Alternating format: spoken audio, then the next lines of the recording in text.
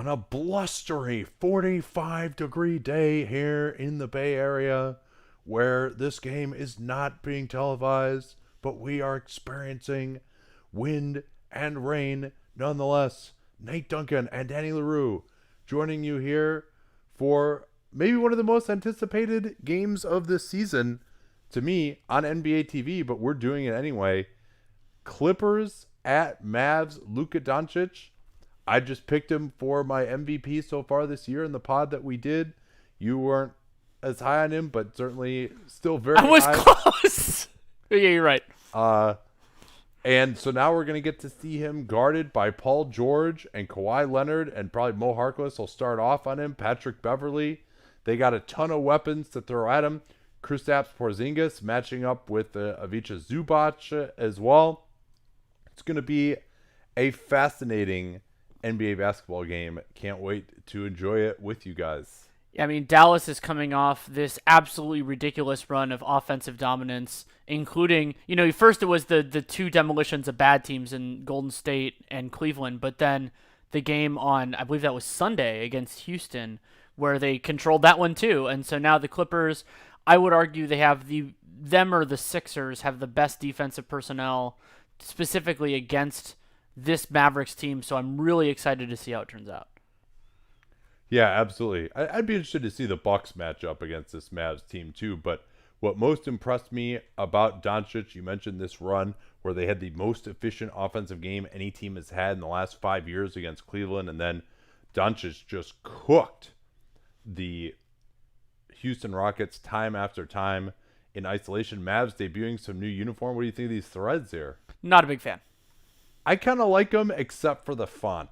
Yeah, I mean, if I could do that as a distinction, then sure. The font is the worst thing. Porzingis winning a terrible... Oh, hey, all right, they're going to call a violation on him for tipping it early. About time. So many shenanigans and jump balls. Good to see, finally, some accountability for the NBA's jump ball malaise. I just wanted to make sure. So the Clippers will start with the ball, and I mean, I'm interested in how their offense looks too. Yeah, Dwight Powell getting the start here. They're trying to get Kawhi off a screen into the post against Finney-Smith. He's got the size advantage on Finney-Smith. Works into the lane. Plenty of deep position. Good pump fake. Fades. Good D by Finney-Smith, though. He rebounds as well.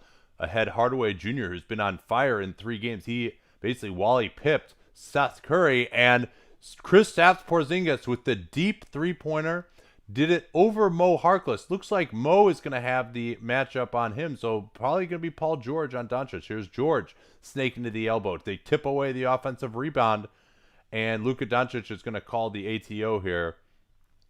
Pat Beverley getting the matchup on Doncic early. I misspoke. Interested to see if they try to get Doncic into the post against him. Pick and roll. Double teaming at the point of attack. Porzingis was open. Doncic missed him, but no problem. He finds a beautiful pass to Powell. Finney-Smith can't convert the open three-pointer in the corner. And it isn't necessarily a surprise to see the Clippers do that because they didn't have George or Kawhi on, who am I forgetting? In the Celtics, Kemba in that game. Doncic beaten by Kawhi, but he blows the finish at the rim. Kawhi only taking 12% of his shots at the rim. Here's Doncic with his three, way off. First 3 shots of the game, 3-pointers for Dallas.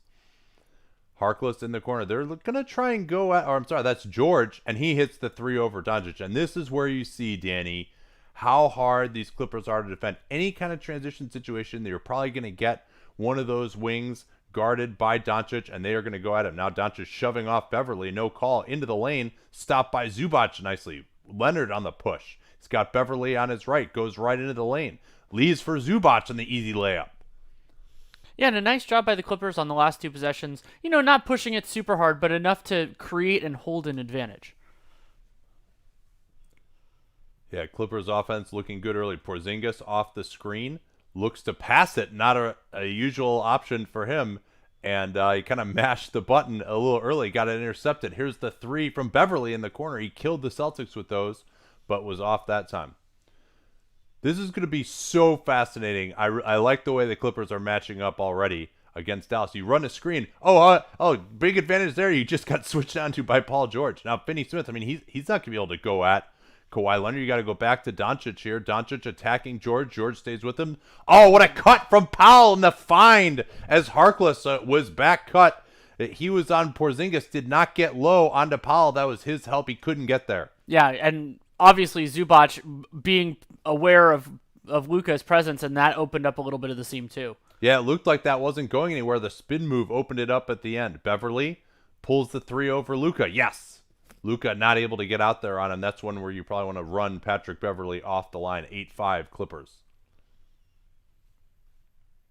Here he blows past Beverly. Goes right at Zubac, who stopped him twice at the rim now. Beverly looking to push. He's got Harkless running it. That opens it up for Leonard. In from the left with the layup. And I think the refs letting contact go here really does help the Clippers because that allows Zubac to be more useful just as a guy in Luka's way. And there were a couple times now where Luka's kind of jumped into Zubac and hasn't gotten any semblance of a call. And I'm not criticizing it. I think I'm happy with it being called that way. It is just different, and you can see Doncic adjusting to those not being calls. See if we have any good questions. I'm perfectly synced up with the guys for the first time. That's fantastic. But Yay. if you are ahead of us, you can just pause whatever mechanism you are watching the game on. Let us catch up to you. Or if we are ahead of you, go to the YouTube that's being tweeted out by Ben from my account at Nate Duncan NBA. And that will allow you to pause our stream and let yourself catch up with us. It is weird to have this 2-game night where one of them is on NBA TV and then the other one is League Pass, correct? Because it's Wiz Nuggets, which I think overlaps with this one. Yeah, I mean, that is really odd to have basically one game on national TV. And, I mean, why this wouldn't be a TNT game as well is weird to me. Yeah, because it's not like we're in bowl season or something where there are all those unpredictable, or the predictable, but harder for us to calibrate things. I don't know. And it might be partially related to the NBA taking Thanksgiving off, something my family is very thankful for, but that it doesn't square up the games. But I think they could structure it a little differently. Yeah, your mom is big on, like, it has to be, like, that day, right? Very like, much so. And you can guess how she responds to your countering that it doesn't have to be that day. No, because, like my wife and I work all day on Christmas. She usually, like, it's actually a good day for teaching yoga, so we're just like, all right, we'll just celebrate Christmas some other day. And Yeah. it's like, it's not, I mean, as long as we do it, same thing with birthdays, we don't really care. But, moms cannot be accounted for. Rationally arguing with moms has never worked. We all know that that's true. So how's everyone doing out there, you guys? A lot of the country's under snow at the moment. It seems like we're about to get some. Not in the Bay, but in the mountains here. In the greater California area. Well, and so another thing that I want to keep an eye on as we get into the bench rotation, the Clippers, it's still fairly recent that they've had close to their full complement of players. Who does Doc Rivers play and when is going to be really significant. And then what combinations does Rick Carlisle use? He has a lot of bench players that he likes and trusts. And so when does DeLon Wright fit in against a team like the Clippers that have so many wings that scare you? All right, we're back here. Get it to Finney-Smith.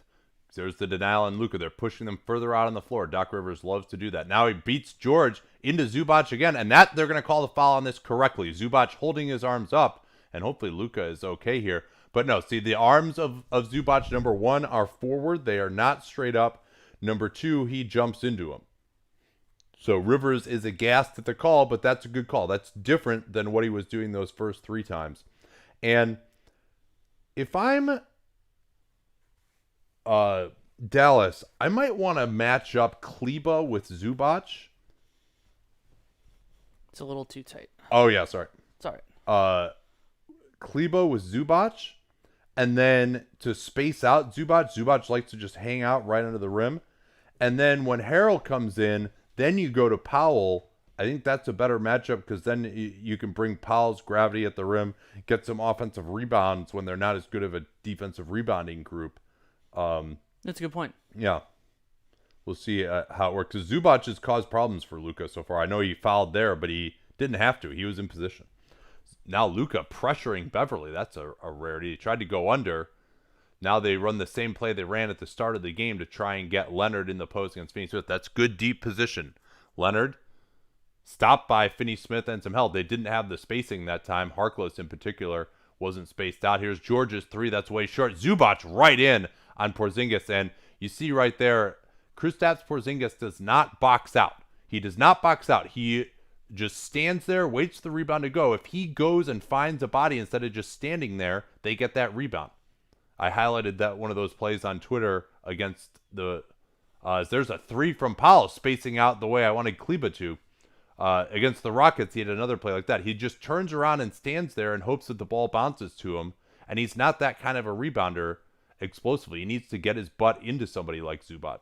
Here's a driving kick sequence. George is wide open, misses it, and looks like the foul is going to be called on Tim Hardaway here. He went through Patrick Beverly, who had, in fact, set a legal screen. Even though he's facing backwards, he was stationary, and that's going to be free throws for Beverly. Or no, actually, I think it would just be a loose ball foul. Unless they say that he pushed him into George, which Hardaway Jr. did not. He didn't. So, yeah, they'll just get another chance at it. 14 on the clock. Leonard off a screen on the weak side. Beverly crossing over, and then Powell with a nice deflection as he tried to drop it for Harkless. And something that's going to be interesting over the next 5 or so years is when what we would think of as otherwise shooting limited bigs just get that three-point shot. Leonard, Finney-Smith has done well on him so far. Now Leonard gets a nice look, though. Man, another miss. Kawhi, I mean, Finney-Smith's done okay on him, but Kawhi has missed 3 very makeable shots early. He's 1 for 5 from the field overall. Here's Doncic. Floats. Yes. Luka Doncic, just fantastic shooting inside the arc. Gets to the foul line a ton this year as well.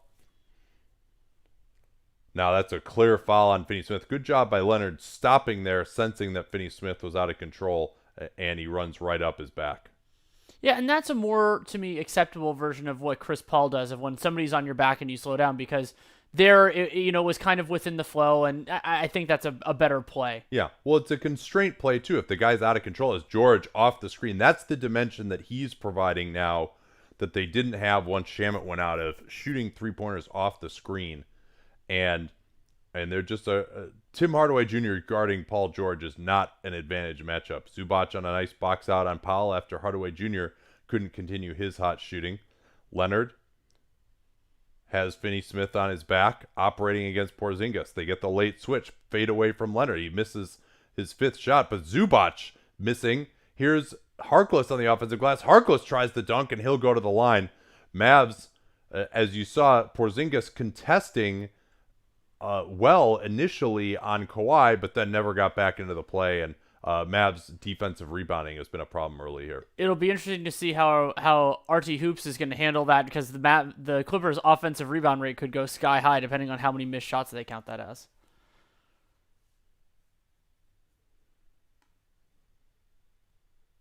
Harkless, never a good free throw shooter, way off on that first one. He's been in the low 60s for much of his career.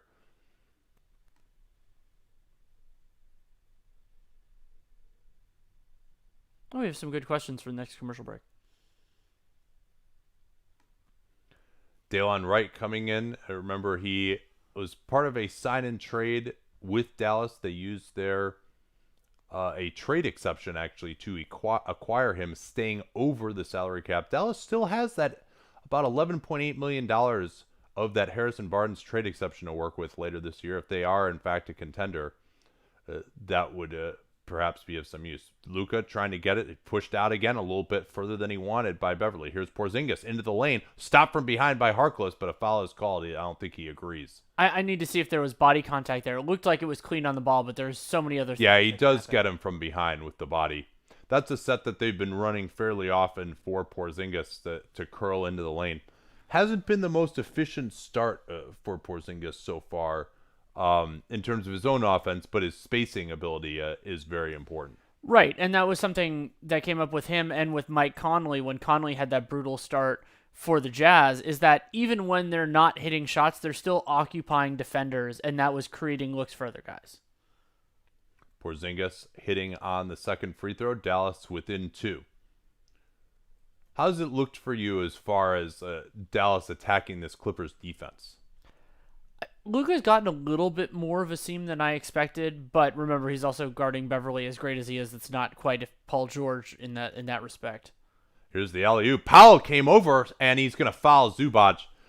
Powell helping off of Harkless in the weak side corner. It was a nice pass from George in between two guys on target, forcing the foul. Another thing on that play, Hardaway did well to get through an initial series of screens for George, but then Zubac really laid the wood on him on that screen up top, and that's what made the whole play as Hardaway really fell behind.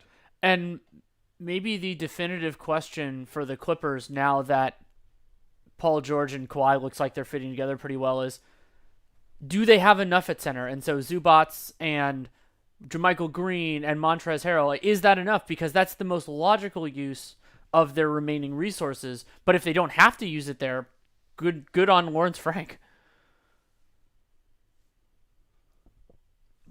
4-point advantage for the Clippers, who now sit in the bonus. Mav's been fouling early. Handoff. Luka off the screen, double teamed at the point of attack. Finds Hardaway, lost the shot initially, gets it back, and fires from the corner. And it didn't seem affected by Paul George's contest because he got there on the bubble. Yeah, Hardaway, it's interesting if you're going to compare him with Curry. He's got a little more size. Curry probably a better wide open shooter, but Hardaway gets his shot off more easily. He shoots more of a jump shot from three. Here's George swinging it to Beverly.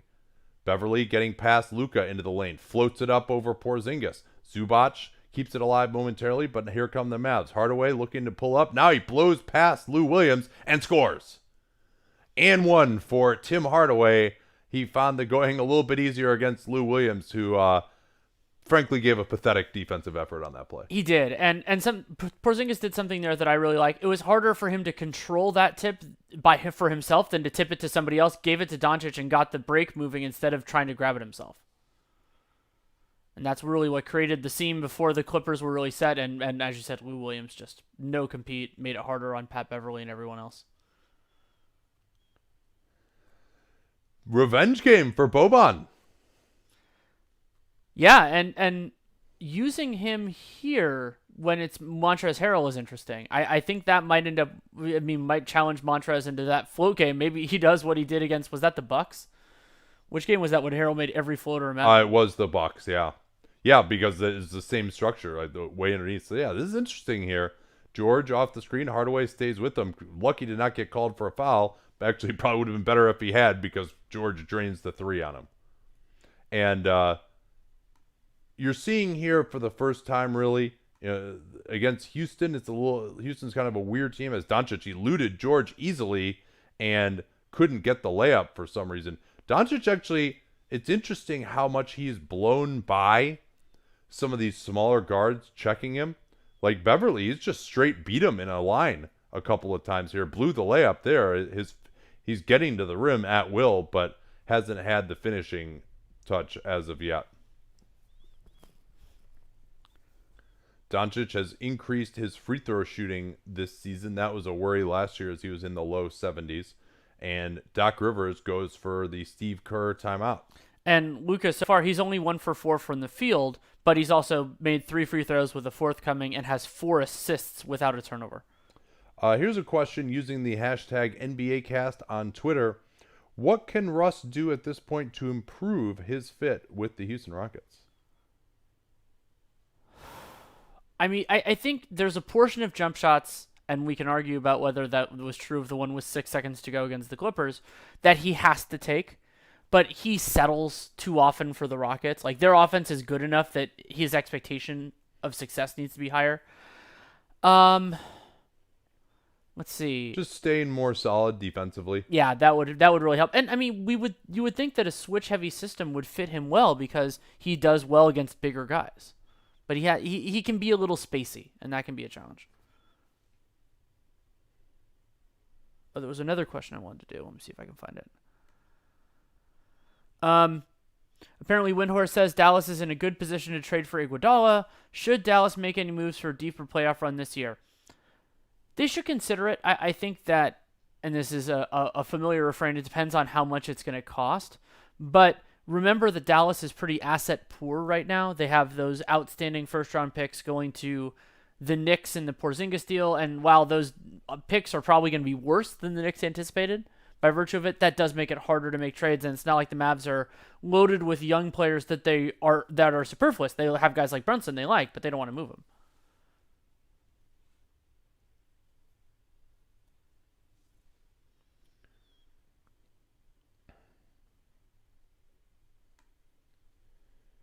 Ben Taylor put up a video saying Luka's the best 20-year-old ever. What are your thoughts?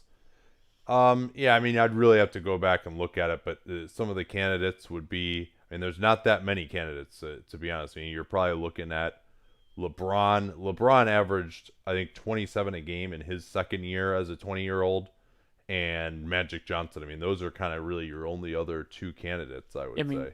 Right now, Luka's playing like an MVP candidate, so that's really narrow company in terms of who could potentially even be in the mix. And LeBron wasn't quite at that level until really his third season. Here, Luka again, similar action, cutting KP into the lane. Oh no, this is the highlight.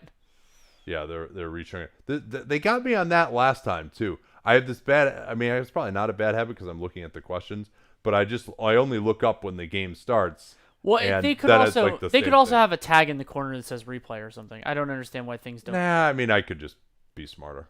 that would help. I mean, or I could just remember that before the break, but you block out free throws, so that's true.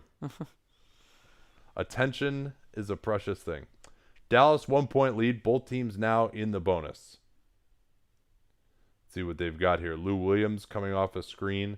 And that's a dummy action. They want George instead. And again, Hardaway, no chance of getting through the screen, and George is wide open. He's killing Hardaway right now.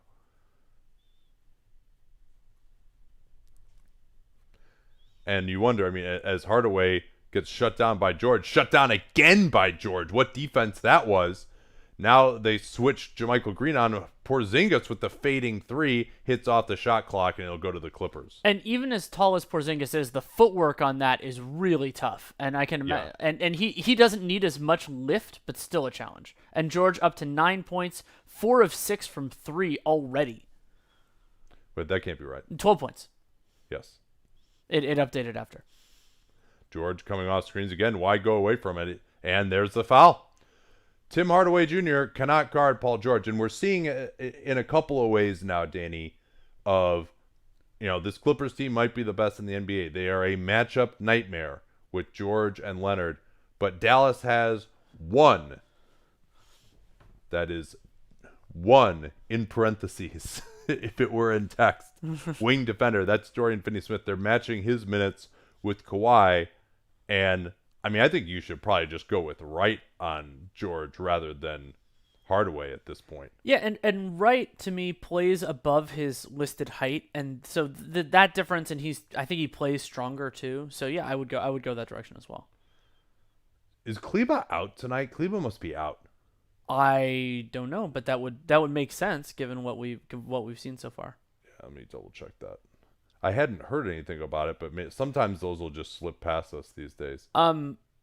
This will be also encouragement to read John Hollinger's piece on arguing against 3-shot fouls. That is something that I believe both you and I agree with, and at least until the last 2 minutes. And I think it would benefit the game absolutely. Now, last indication is that he was probable with the right knee contusion, but maybe that's he's not feeling that great. Luka getting past Harrell, turns it over. He had the drop off to Porzingis, tried to get Curry instead. Here comes George flying in from the left wing. Clippers killing Dallas in transition. This is an 8-0 run. And I believe that's 17 for George in the first. Yeah, 8 straight points for him too. All 8 of this 8-0 run. Wright swings it to Porzingis. And there's the interception by George. Coming in on Porzingis. Right at him. Can't get the layup though. Kept alive by JaMychal Green. Leaves it for Harrell. The steal by Wright, though. He's got quick hands, too. Now Dallas on the attack. Luka trying to create contact. Closed down nicely by Green. Wants it back. Green with the denial. Luka trying to draw the foul. Finally does. And that was kind of like a top side with also a grab, and that made it easy for Luka. Well, no, actually, Luka Doncic had a very... Yeah, Luka actually. Oh, did he hook him? Yeah, he hooked Green's arm. That's a bad call. I might actually challenge that one. I mean, maybe not because it's just not important enough, although it is going to be free throws. And Green is not an important foul player, but that was bullshit. Luka totally sold that one. And there, Maybe you put a foul on Luka, that means something. yeah, that's there's an argument in favor of that. We're gonna see a lot more of that. I mean, we've talked about Kevin Love's dark arts, and Harden is, of course, there's Kleba, adept at the best at all those kind of things. But it's so hard to officiate in the first place, and if players start using all of those dark arts, it's going to be even harder. Yeah, and so Luka right now, he has 2 points from the field, and then if he can make this, he'll have 6 from the line in this first quarter.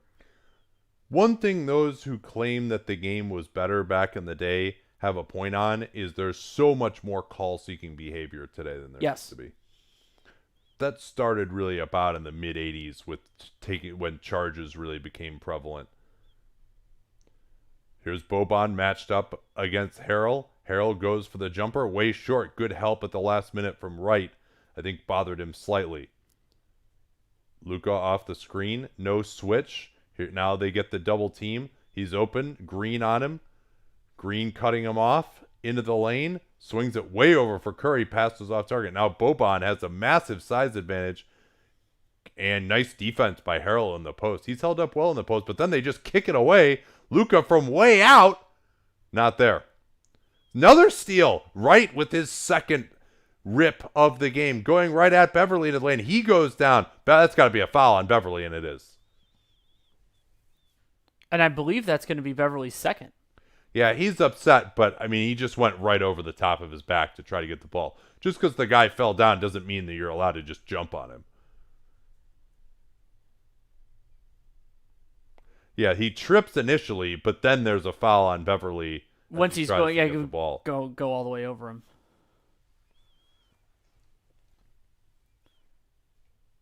And I've really liked what DeLon Wright has brought, particularly defensively, for the Mavericks so far this year. And remember, functionally speaking, you could make an argument that Memphis chose Tyus Jones over Darrell Wright, considering they had match rights on him, and I wonder how that's going to look in a couple of years.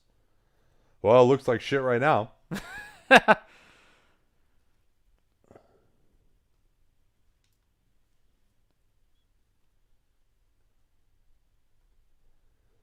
Jerome Robinson has come on. He finds Lou Williams for his first attempt. That's not there, and it'll go back to Dallas. Good response from Dallas after the 8-0 Clipper run. Rodney Magruder is in for the Clippers, another in their embarrassment of wing depth riches. Luka getting a break right.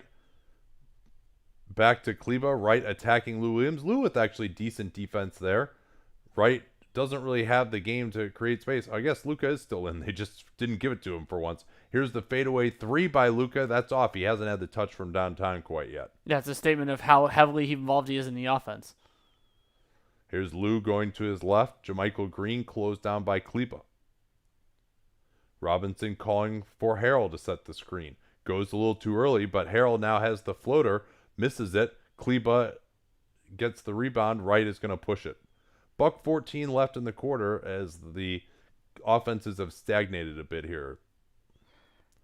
Wouldn't mind seeing Luka in the post with this group some. Curry, closed down by Robinson, calls for the Marjanovic screen. Great pressure by the Clippers. They're making him pick up the dribble. Late in the clock, right down the lane.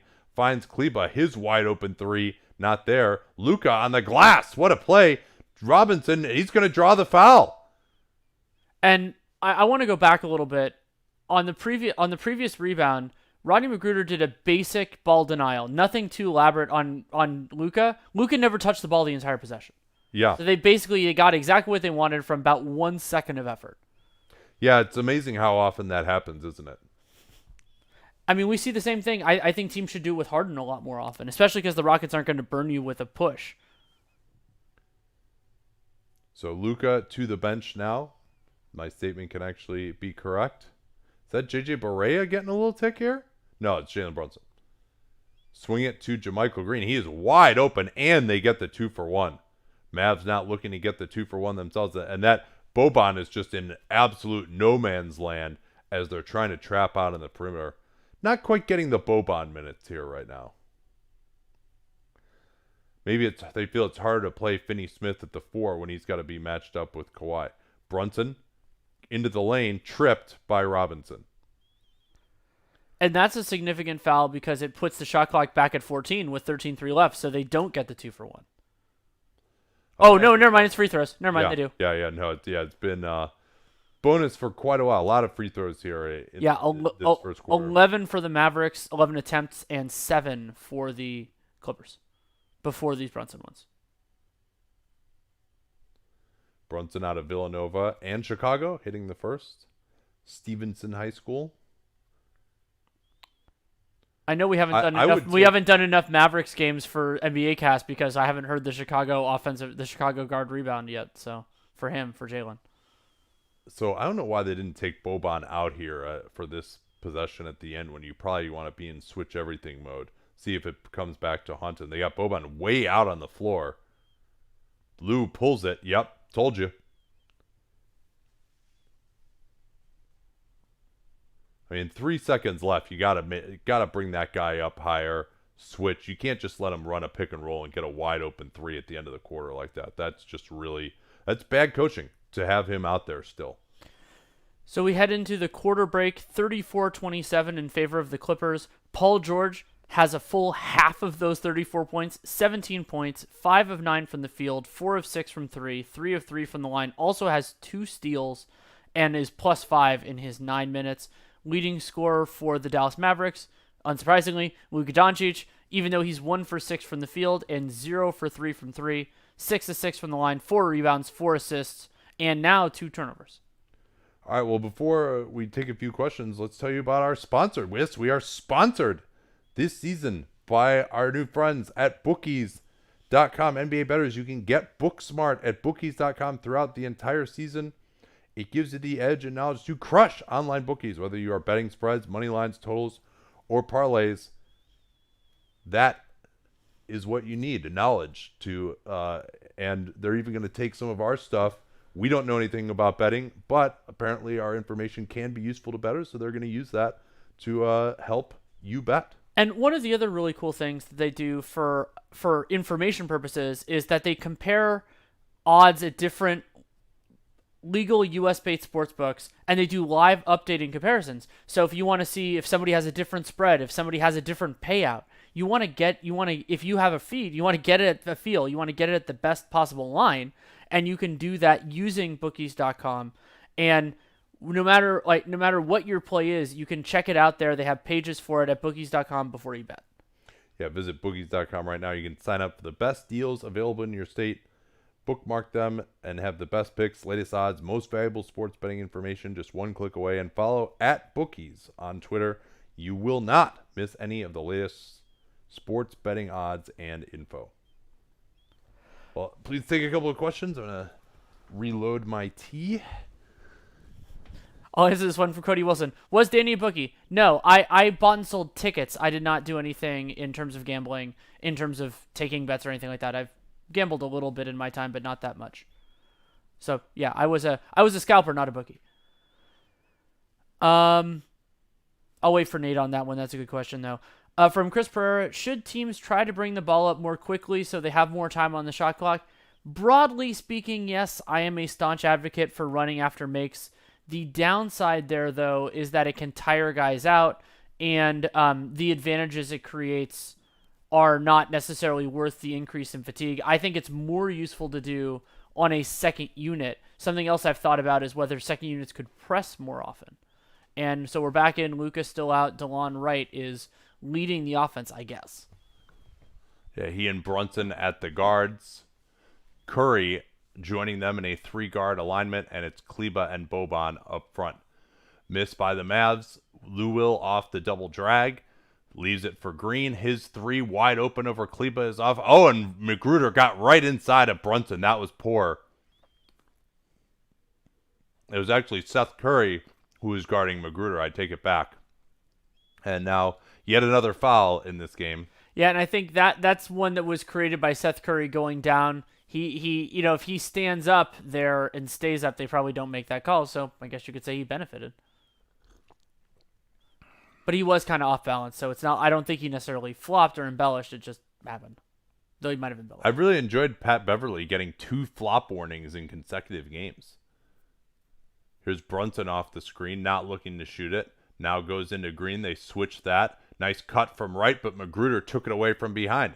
Harrell looking to push it. He's got Robinson on his right. Stopped by Kleba. Robinson looking to find Harrell. Missed him on the roll, and now they swing it. That leaves Lou wide open. He didn't take the 3. Instead, he's collared by Boban, who's claiming that it was a foul on the floor. Let's see if I agree with him. I do not. Yeah, he was in the process of getting. Actually, gathered. no. You know what? I don't. Had I he think not gathered? I think he fouled him before the shooting motion. Lou's always in a shooting motion, though. Oh, yeah. Yeah, the contact occurs before he began his shooting motion. That should be... Now, the fact that it was an intentional foul like that, I think it's a little different than the ones where he's just kind of getting elbowed on the perimeter. They're giving him shots. I mean, I understand that. I disagree with the call. Oh, I know. I was just... I thought they were giving it to him out of bounds originally. I was a little surprised.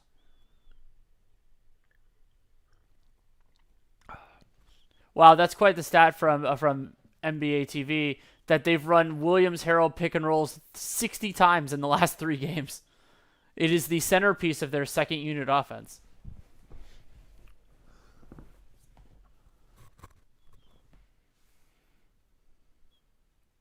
Brunson looking for Kleba. Again, the way the Clippers push these teams out on the floor is really impressive. He pulls up over Lou Williams. Lou Williams, after that initial play in transition, has been okay so far defensively. Leonard is back. Finney-Smith joins him. Leonard going at Finney-Smith and gets the easy layup. And that's more indicative of the shot quality, as the Clippers now lead by 12. More indicative of the shot quality that Leonard's been able to get, even though he's missed. Right, and while Finney-Smith is definitely the Mavericks' best perimeter defender, that doesn't mean he gets stopped Kawhi. Because Kawhi's just a beast. And he's just not strong enough, man. Yeah. I mean, Finney-Smith is more like a pure 3 size than Kawhi. I mean, there's just not many guys who can hang with him as far as strength. Right, and depending on how Dallas sees themselves in the contender mix, that forward defensive deficiency is could be pretty prominent. Because, I mean, we've talked about this with the Utah Jazz, now that they have Bogdanovich in the lineup, and Denver might be the most pronounced, because depending on how they want to structure their lineup, Paul George might be their best defender of these type of guys. Does a sponsor mean we get more of these? During the playoffs, yes. Although the Golden State Warriors inevitably not being in the playoffs also is part of that. So we're going to do at least... I mean, we probably were at that number anyway. I think it's going to be about the same number as it's been, but maybe a few more in the playoffs. And we'll talk to them if it's having success for them. Like, they've committed to do about 40 of these during the season and 20 of them in the playoffs. And so I think if it's going well in the playoffs, then we might do more, assuming that they want to do that. So I don't necessarily think so. It'll probably be about the same. I think it's really... Like, with our workload, I don't think it's really possible to do it during the regular season more than, like, once a week. Yeah, especially because we need to keep an eye on everything else. That's why it's really good when we can do Tuesdays or Thursdays. Yeah, because it's just, I mean, to elaborate on that a little bit, just because, you know, when we watch one of these games in full, we're kind of just, this is all we do that night. Right, and when we're doing this, we can't even switch to another game at commercial breaks. We have to be on this, and we love doing it, but it is a very specific choice. Well, and we can't really do gamer podcasts, like, with, like, you know, 4 or 5 games when we do this in a night, right? So this is an interesting question. One of the YouTube commenters is in New York City for 2 weeks and is asking whether they should go to Bucks at Nets or Nuggets at Nets. I would say if you've never seen Giannis in person and the cost difference is not material to you, I would see the Bucks. Like, he's special, and Jokic is amazing too. To be fair. The other thing too is just that, like, the Bucks are, like, up tempo, they're fun. The Nuggets, like, they've been playing some grinders this year. Yeah, and I've been hoping that's going to change, and they might play less of a grinder against Brooklyn because Brooklyn doesn't have to grind them out. But I would see the Bucks. I think that's the more interesting game. Yeah, but Giannis is special. Like, I'm really excited about seeing Luka in a few weeks, but Giannis in person, I mean, cherish it when you can. All right, we're back here. Curry is wide open. Green reacted late and Magruder couldn't get through a nice screen by Kleba. They probably weren't switching, but on that play, it was an emergency. Curry is that good of a shooter. So Dallas gets a sorely needed bucket. Brunson hounding Williams. Lou off the Harrell screen. Easy mid-ranger going to his left, but Lou can't convert. Brunson. Good job by the Clippers getting back. That's usually a Doc Rivers special as teams get back. Swing it to Finney Smith. His three is way off. Wow. Not even close. That was short and wide. It's a problem. Yeah, and that's important because JaMychal Green is way over at the nail on that play, taking away the initial action. Here's Leonard into Finney Smith. Kicks it out. No spacing from the Clippers, but that's fine. Lou Williams will take it anyway.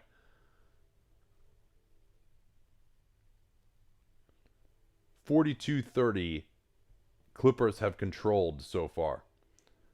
Curry against Magruder. Gets past him. Help comes late. Pass to the corner to Finney Smith. He has shooed the easy dunk for Powell to set up Finney Smith, who's now 0 of 3 from downtown. Leonard looking to step back. Smith takes it away. Finney Smith does. Green posting up Leonard. Baseline. No help. That's just pathetic defense from the Mavs. Like, Dwight Powell, what are you doing? I mean, he's guarding Harrell at the from mid-range instead of getting back. Dwight Powell is just standing there touching Harrell. He's in the lane. That was terrible. I mean, you don't want to get beat that quick, but some kind of reaction from your big. Now Powell with a three, that's off. He's not quite the level of shooter yet to do that on the move. Here's Curry. I thought he got bumped from behind there. That could have been an and one. Powell is down now. Looked like he might have got kicked. They're 5-on-4.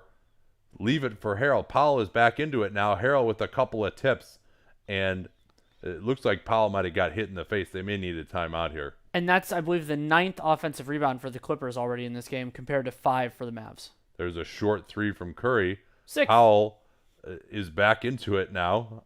The drama of Dwight Powell. Kleba closed down by Harrell. Now Finney Smith into the lane. And they're going to get a moving screen on Kleba. Yeah, Kleba was kind of going forward and caught Kawhi's leg, and that's getting called more, and I support it. I mean, if you need to be set for a screen, and the offense has so many advantages in the modern game. Well, and that little connection with the left thigh of Leonard, remember that it was the left, or it's actually the left knee that's bothering him now. He developed that because of what was initially a right quad contusion and then devolved into tendinosis. Oh, terrible entry pass from Lou Williams. Mavs get the steal. Brunson. Oh, that's got to be a charge, right? Yeah, that's in fact correct. Lou Williams, nice. This is about the best defense I've seen from Lou Williams. Yeah, he had a nice stretch, and I think it was the Celtics game, and one of the ones I saw recently of him. But yeah, I mean, since that first possession where he absolutely sucked, he's been pretty good. So catch up a little bit on the shot charts. 3 of 4 in the restricted area for the Mavs. They are not getting to the rim. Looking to post up Leonard again. Lob comes. Tip. Missed layup. Wow. I think he could have just come down with that one. But it's going to stay with the Clippers. Clippers killing them on the offensive glass.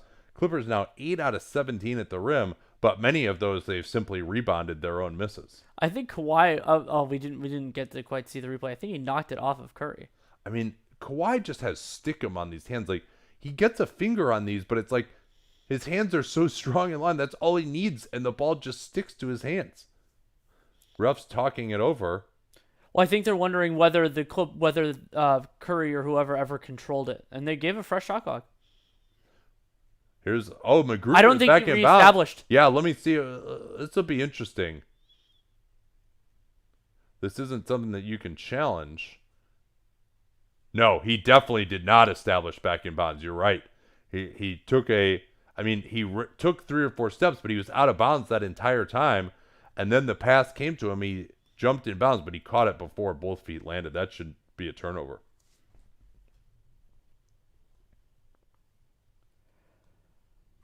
Oh, that's a good question. From Gary Sutner. Why do you use net rating to measure the success of teams rather than records? Don't some teams just have better, worse clutch players, make it overperform? The answer, as I understand it, and you can add to this, is that it's more predictive. We use it because it is better. Whether beating a team by 10 and beating a team by 2 are very different things. And going forward, now there are certain teams that you could say structurally over or underperform their point differential, but those are exceptions rather than the rule. Yeah, I mean, there's been a few teams in NBA history the Mavs under Rick Carlisle until the tanking era. In the tanking era, they've consistently underperformed their point differential.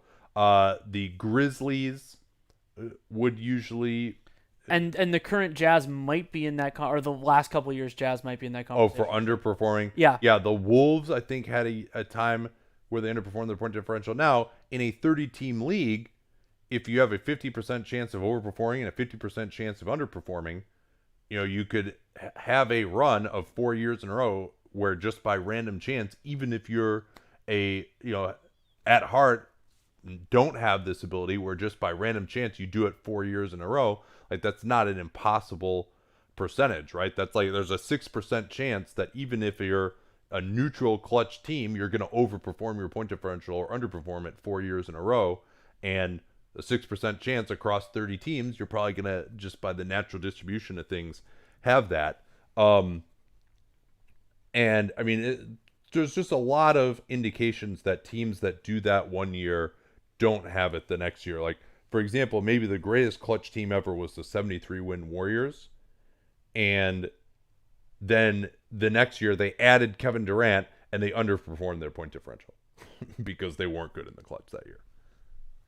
So I really tend to think that it's mostly random chance. I mean, generally, just because if it's a close game, you're a better team, you're going to outplay teams over those last 5 minutes when it's close. You would expect them to be a little bit better, but not to be, have like a crazy good record at the end of games. Yeah, they're showing this. I assume the announcer's conclusion is that the guy was out of bounds, but Doncic has returned, as has Porzingis.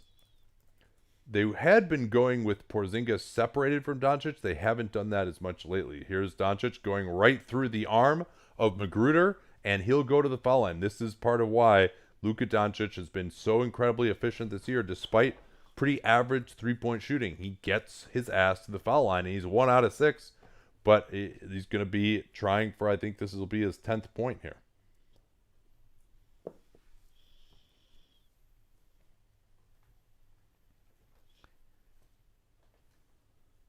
Yeah, and that's all. Now he's all the way up to 11 and on 1 of 6 from the field. Kawhi also struggling from the field, but is putting things up finally. Yeah, I was wrong. He's at 10 right now. So Magruder looking to get Kawhi. Again, this is very deep post position. Where's the help going to come from?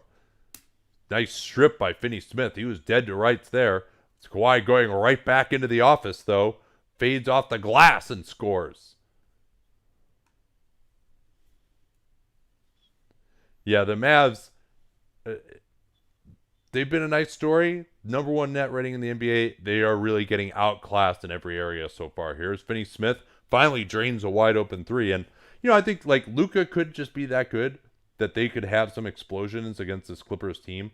But as there's a nice steal from Powell off the roll, and Lou Williams takes the Euro foul. I was gonna be critical of. I thought Dwight Powell held that ball too long, but then with the committed foul, then that makes it non-consequential. I would make that big man actually find somebody with the pass instead of just the give up foul. Yeah, but I mean, it's funny because guys like Lou, they're always looking for a chance to make the smart play, but it's really more because like, oh, here's a chance to not have to work hard. I mean, there's a lot of guys like that. Jokic might be the most prominent.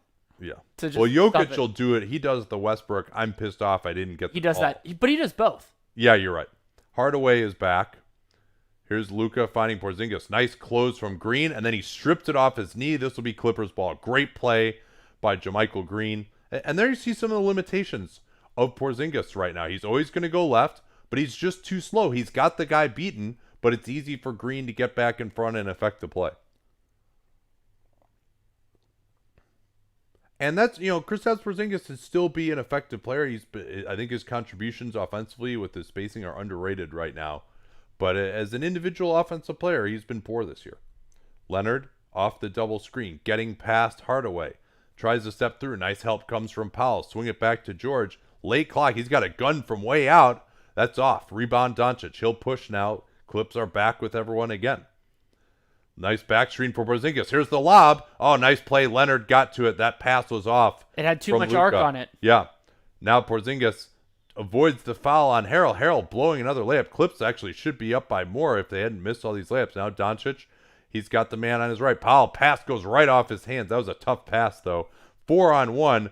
George pulls for the three. Very 2019 offensive moment there. They blow the 4-on-1 with the missed three. Hardaway, hounded by George, and they'll reset. Doncic comes to get it. I mean, and it's pretty remarkable. They really have one ball handler out there right now. Here's Doncic stepping back. Draws yet another foul. That'll be the third on Beverly. He's going to probably go right to the bench. Yeah, and this will be free throws 8 and 9 for Luka in the first half, making up for his 2 for 7 from the field. Yeah, I'm very interested to see here when it's going to be either George or Leonard on Luka. I think the answer is if they think the game is actually in doubt. Yeah, I mean, I think you go with Beverly early on. He's not as important offensively. He, in theory, can kind of wear out Luka. But Luka, I think, has gotten most of what he's wanted against Beverly, getting into the lane, and it's really only been Zubac protesting the basket that's prevented him from having a huge night so far. And we say that, but Luka is still +1 in this game, despite them trailing by 12. He's about to go to the line for 2 more free throws, and he's got 11 points, 5 assists, 6 rebounds. Yeah, 4 turnovers, though. It'll be interesting to see later on because they don't really have a Spursy second unit. What the discrepancy in offensive rating when Luka's on and off the floor is like towards the end of the year. Might end up being part of his MVP case.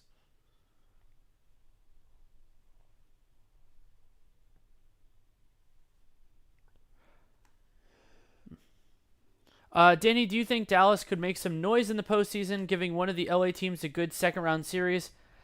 I don't think they have the horses for that kind of a performance. I could see them if they face a more flawed Western Conference team making some trouble in the first round. You know, like if they get especially the Nuggets. I don't know why. I just imagine that potentially they don't really have the right guy to guard Luka. Maybe that ends up causing them some trouble. Houston, I mean, then you get into the whole Harden of it all.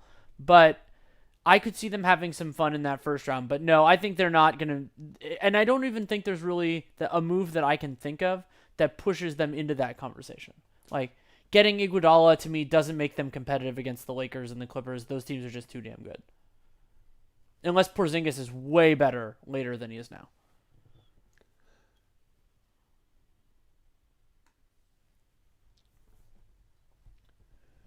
Here's Luka with a free throw.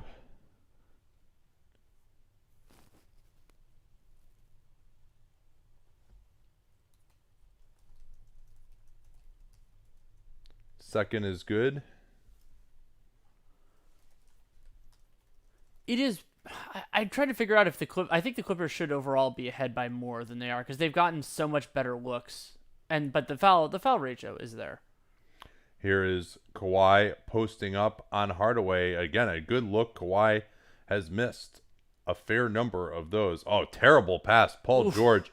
These guys, Luka's getting a little bit of a lesson here on it. That's his 5th turnover. Green missing the 3, goes right back to him. Poor boxing out by the Mavs, and it'll be a kick ball retained by the Clippers. Some of that was bad luck on the bounce, but also nobody went to the only Clipper who was even in the front court to try to stop him from getting the rebound. And it was Porzingis again. I mean, I understand leaking out when you contest a 3. Kawhi not happy with some of these misses that he's had. George, now he'll be guarded by Finney-Smith. Into the lane, finds Green. Good close from Powell. Screen comes from Zubac. Lou Williams snakes into the lane. Over Porzingis. Oof. Rattles in.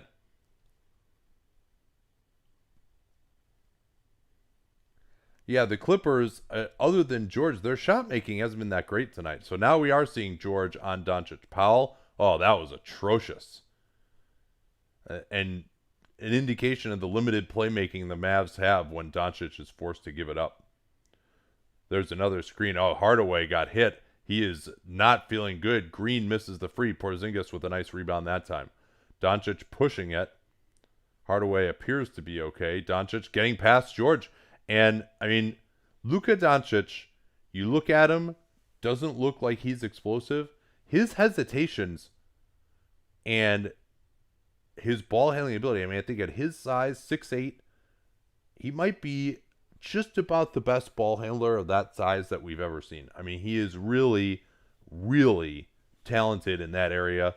He's able to stop and start, change speeds, crossover, hesitation. I mean, that's a great defender, Paul George, who's got a ton of length. And then you throw in the ability to step back as well. And so the defender is always kind of worried about that step back and challenging it. To me, I say you give him the step back. If he wants to shoot 15 of those a game, I'm good on that. And you don't let him just blow by you in an isolation. But I mean, especially because he's such a good passer, and you take a lot of those benefits away if you make him a shooter. Yeah, I want to make him put up 50 on me. It would be my goal with him, I think. Here's Lou Williams. Terrible defense by the Mavs. You don't want to dare him to put up 50 on you. No, you don't. This is a Spain pick and roll look into a double screen. That 45 double screen look that killed the Spurs way back in 2015. Here's Doncic. Swings it. Mavs didn't have a ton of space. Here's Porzingis. Fakes. Three is way off. Rebound Kleber. Finds Doncic. He'll load up. He's a little short. Nice box out. No, I'm surprised that wasn't a foul. Porzingis flopped underneath. Now, Harkless finding Green. He goes in for the layup. And it's those kind of looks that I'm having so much trouble for Dallas, is that they're conceding stuff around the basket sometimes. They're getting killed in transition. And Porzingis, he flopped, and that's why his man Green was able to get that layup. You saw Porzingis just a hair late getting back.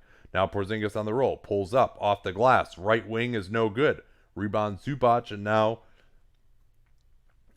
Lou Williams off the Zubac screen. More separation created. Leaves it for him. Harkless' three. Nice pass from Zubac, but Mavs will give up that three. Yet another offensive rebound, but Porzingis forces a miss to erase it. End-to-end action as Doncic pushes. Nice hustle from Harkless, and will stay here, Mavs ball. And I think Porzingis got away with not being vertical there, but he was close enough that I think he's a capable defender, but they give him the benefit of the doubt.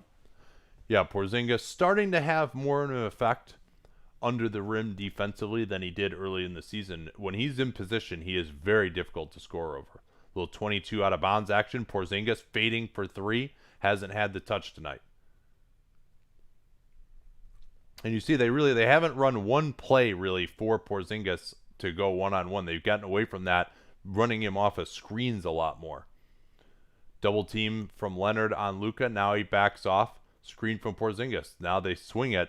Hardaway has Zubac getting past him. Lays it up. I thought that was a clear foul on Zubac, riding him to the basket. No call. Leonard, that's not good defense at all from Luka. I mean, what is he doing there? How is he not between Leonard and the basket when he catches the ball? That was really bad from Luka. Yeah, and maybe he thought, like, you play a guy's left shoulder, but he's right-handed, then he has a step on you. Like, he's just going he's going the way he wants to go. You're not impeding his progress. Well, and I'd be interested to see what Cleaning the Glass says. How many fast break points do the Clippers have? To me, they've been killing them. It's listed as 8 to 8, but I think the way you and I define it is a little bit more broad, and it's basically if the defense is never set, it counts. Yeah. And so I would guess that's closer to 14 or 16. No, I agree with you. I mean, and then I don't know if some of these offensive rebounds that they're getting off of missed fast break layups are counted in that either. Yeah, like that one Harrell got. But I mean, the Mavs transition defense hasn't been good, and that time Hardaway went flying into the stands, and then there was absolutely no defense there from the bigs to help out on Leonard. I mean, yeah, he blew by Luka, but there was nobody there to even think about helping. Why does the person in this commercial have a Bulls jersey with number 36? That's odd. Is it maybe 316? What is it? What's the area code? No, 312. 312. So it doesn't make any sense. Yeah. It's also two numbers instead of three. Well, because I think the Rockets jersey in that ad is a 3-digit, like an area code. Oh, is it? I believe so. Oh, okay.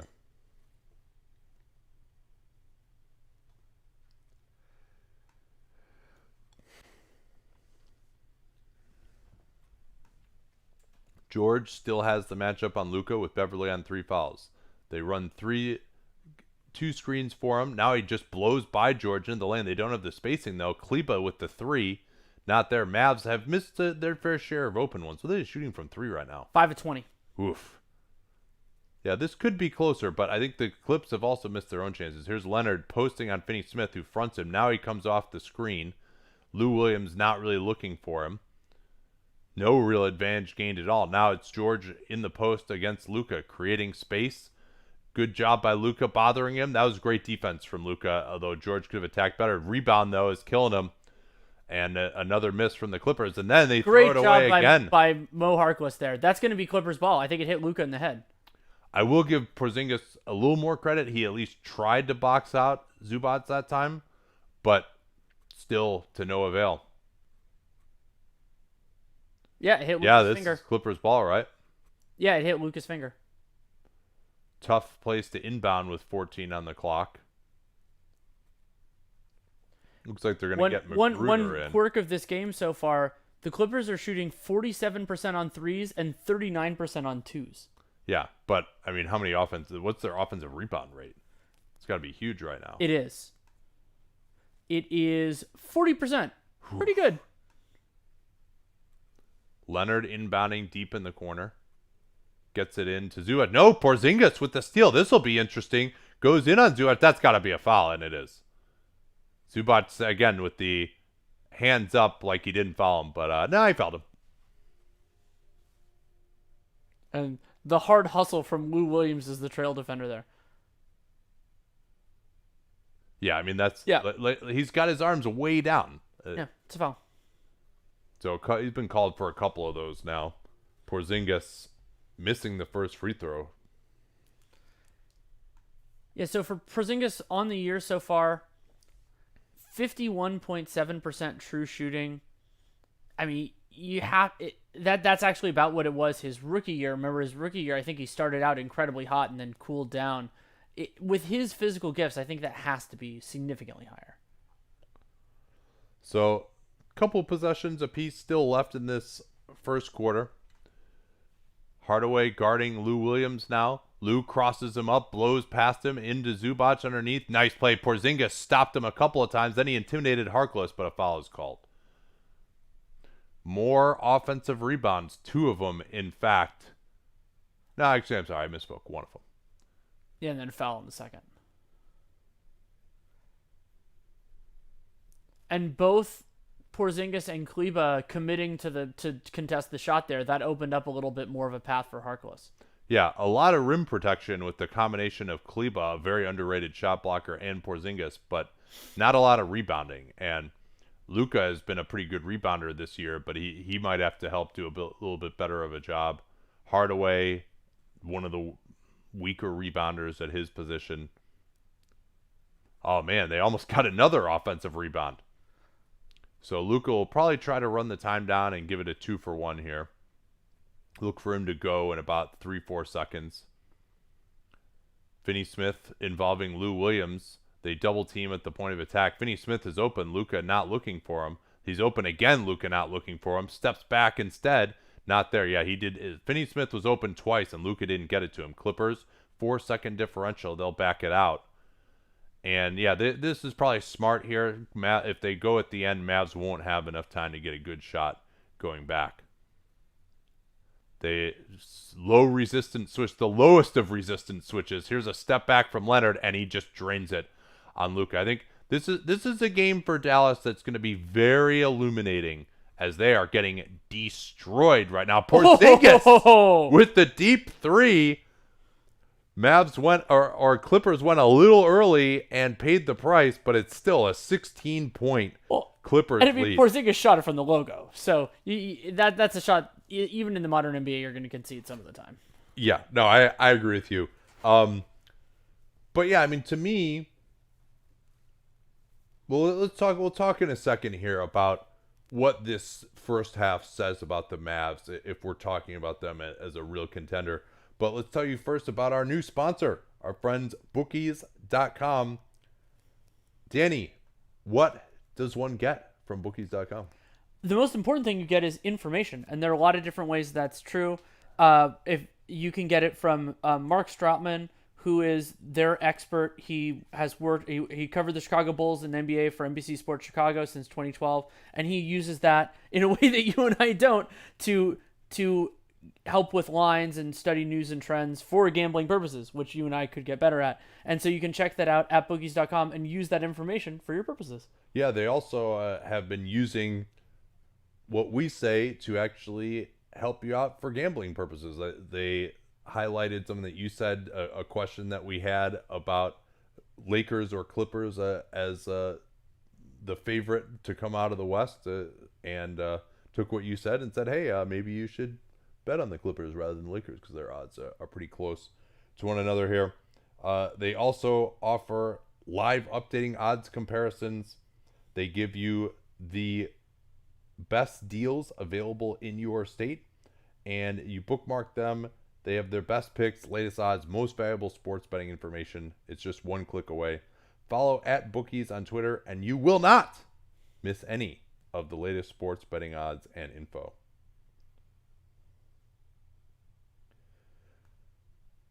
So let me take a quick break here, and Sure. if you want to answer some questions, and we'll talk about what we've seen in this first half from the Mavs and what that augurs for their playoff chances.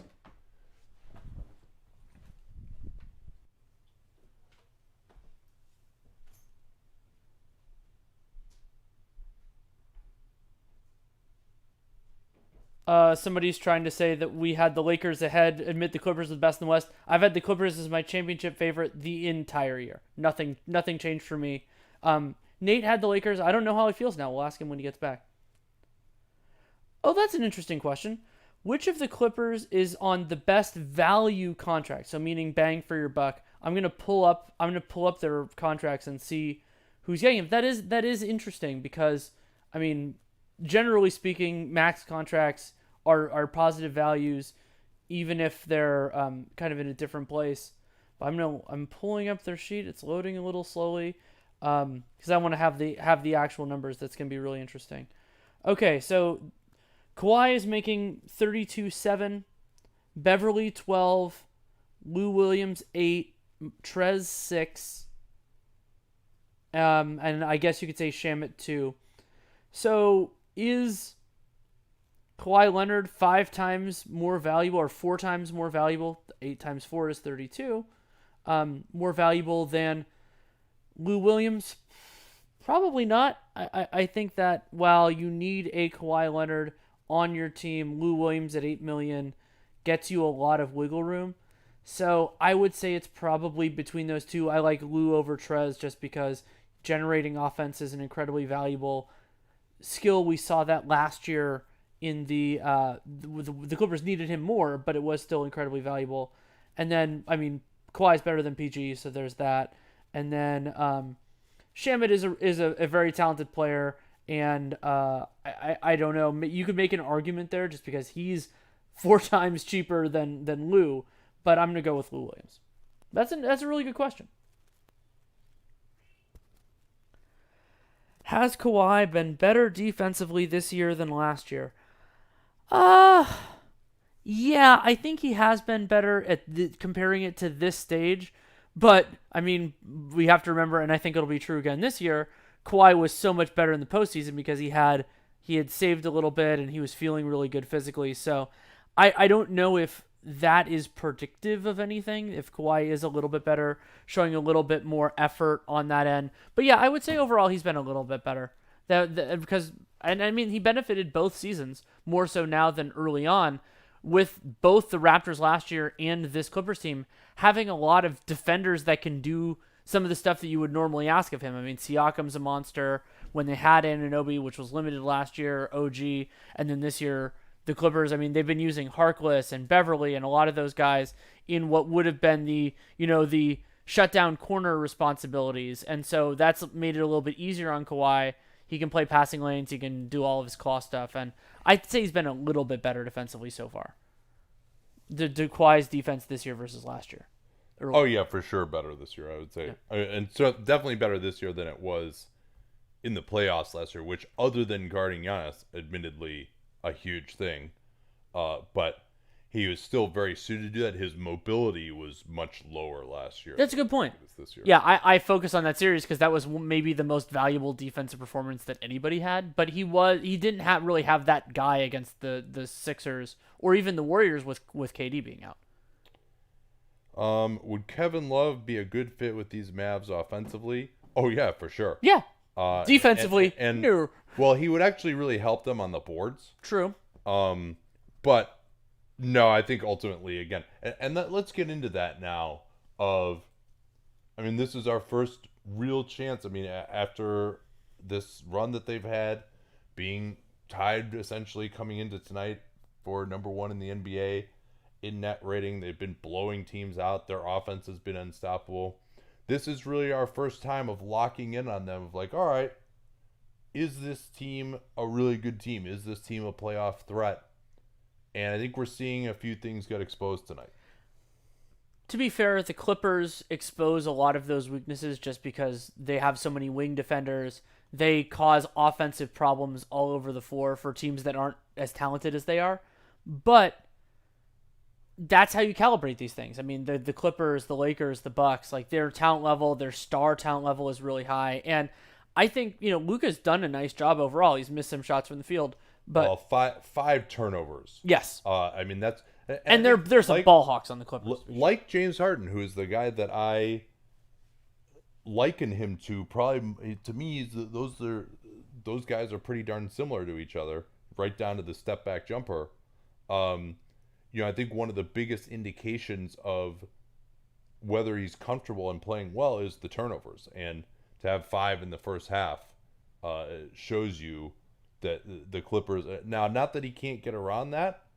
But the Clippers, in terms of their aggressiveness, the number of defenders that they have, it's a little bit of a different animal for him. And what concerns me, we've seen it in a couple different ways so far already in this game, is that if you can get the ball out of Luka's hands, then the Mavericks are just so easy to defend.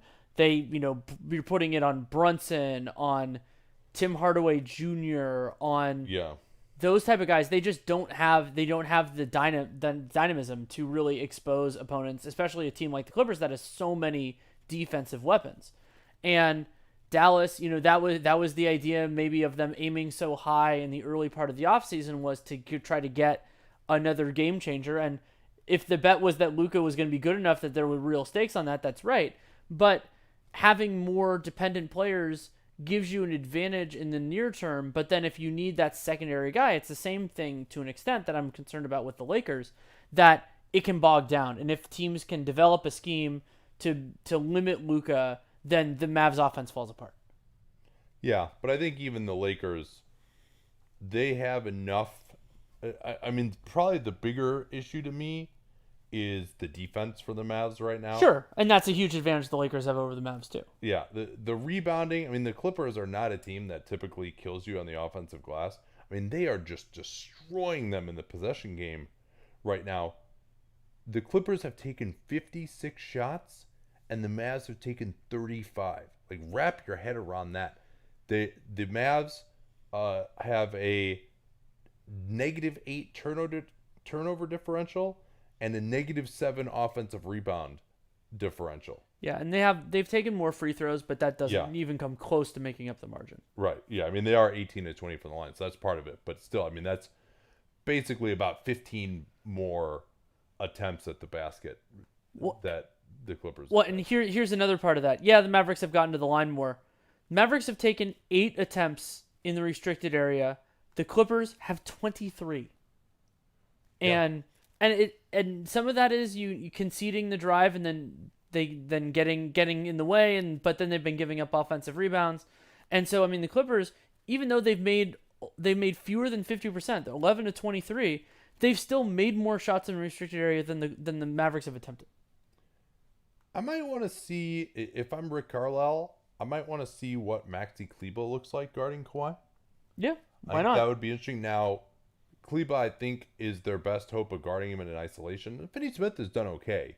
But Finney Smith and Kleber are really your only hopes there.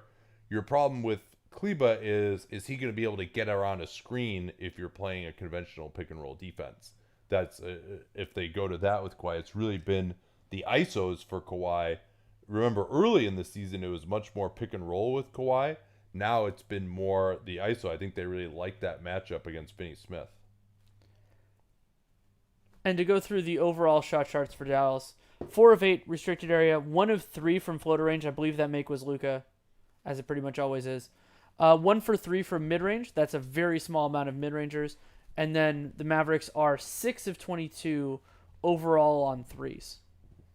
Yeah, and the Mavs can shoot it better from three. Like their offense is going to play a lot better. I don't think that like the Clippers are like, oh man, they're just totally shutting down the Yeah, Mavs. Like yeah. they, The only problem is the turnovers. I would say that's yeah, some of those are correctable, but some of it is that's the part. But they'll yeah. make more shots. Well, I mean, I think just the overall level of pressure and Doc can do this because he has so much depth on the perimeter of guys. Hey, every single possession, we're pushing you out just 3-4 feet further on the floor. We're pressuring up, and that has definitely caused some issues. But yeah, did you have anything else? You want to do a few more questions? I just wanted to mention Jokic's line so far in this game. The other game saw Nuggets are up by 13 on Washington. 2 points on 1 of 3 from the field, 11 rebounds, 4 assists. Weird line. But yeah, let's answer some questions. What is going on with Embiid against Gasol? Does he do something that others in the league can't replicate, or is it just Embiid missing shots? No, it's something. Gasol has great hands. Embiid cannot move him. Gasol is just a master. I didn't watch last night's game other than just in bits and pieces, but I did see the playoff series last year, obviously. Gasol is a master of the dark arts. He's one of the few guys that Embiid just can't back down. And Gasol is just perfect at, it's really kind of striking where when he backs down, Gasol just at like a very brief moment, which is technically kind of illegal, but when you do it for just a second, he'll put both arms up and brace himself so Embiid isn't able to move him. And then he's got, just a massive standing reach and wingspan as well. Those Gasol brothers are just huge. And he plays hard. He fights for position early in the possession. And I think he can bait Embiid into some of his normal mistakes with bad shots and turnovers too. Yeah. And that really does help. And Embiid kind of gets off his game a little bit. And Gasol, I mean, even by me, I think his mobility on the perimeter and just his effort level is underrated. I mean, I think that's one of the things that he proved in last year's playoffs, that he can get out on the perimeter maybe better than people like, say, me realize. Here's one from Mustard Overlord specifically for you. What do you think makes Lucas such a good rebounder other than general basketball IQ? Well, he's got an 8'9" standing reach. Yeah, that helps. I mean, for his size, again, as a guard. But yeah, I mean, I think a lot of it is just nose for the ball. And I think he thinks about it and cares about it a little bit more. He's also 5.4 offense rebound percentage for a guy of his ilk is pretty good. Some of those are getting his own misses back, but he's got a good nose for just sneaking in there and getting offensive rebounds when the opportunity arises. What's your take on Anthony Edwards' performance today? I fastidiously try to avoid watching any college until the end of the year, when I just take it all in terms of watching film, because I just don't want to be caught up in the night-to-night narratives of the draft. I just don't think it's productive. Yeah, there was Ethan and I actually talked about that at the end of our at the end of our show, because I just find that I would get sucked into like a small game sample, and it would just gnaw at my brain a little bit, like, oh, he played good or he played badly, and especially because when you're watching a single thing, it's probably for a reason. Maybe that's playing against a really good opponent, or you heard they had a really good game and you want to watch it. And so that it changes the way you perceive it. And so I try to avoid that. All right, looks like we're going to have basketball again here in a sec. Do you want to do a quick one? What's our take on Carmelo Anthony? I tweeted this today, actually, after going through some of his possessions over the last few games. Looks better athletically to me than he did the last 2 years in OKC. I mean, he had like a blow-by on Satoransky for a dunk. He had a play where he went into the chest of Wendell Carter, bounced off him, and finished it. He just looks like more comfortable. I think he's slimmed down a little bit. Maybe just the time off has helped heal some nagging injuries. All right, you ready here? Let's do it. Let's watch some second half basketball. Doncic, as Powell fakes the screen, sets up Hardaway. Clips totally miscommunicate, but another blown open three from the Mavs. 6 of 23 now. Leonard looking to push it. Pulls up for his three. That's way short.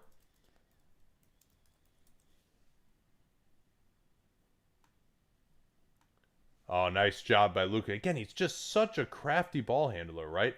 You see with the defense getting ready for him to use that screen. Just, nope, I'm going to catch you leaning the wrong way and take a dribble, push it past you, and draw a foul. Porzingis looking for Luka off the screen. No advantage gain there. Tries to drive on Harkless. Corner. Swing it to Porzingis now. Yes. Finally, a three-pointer from the Mavs. They needed that one, and they draw within 13. 2 threes in a row for Kristaps Porzingis. And his high standing reach makes it so much hard to do an effective contest.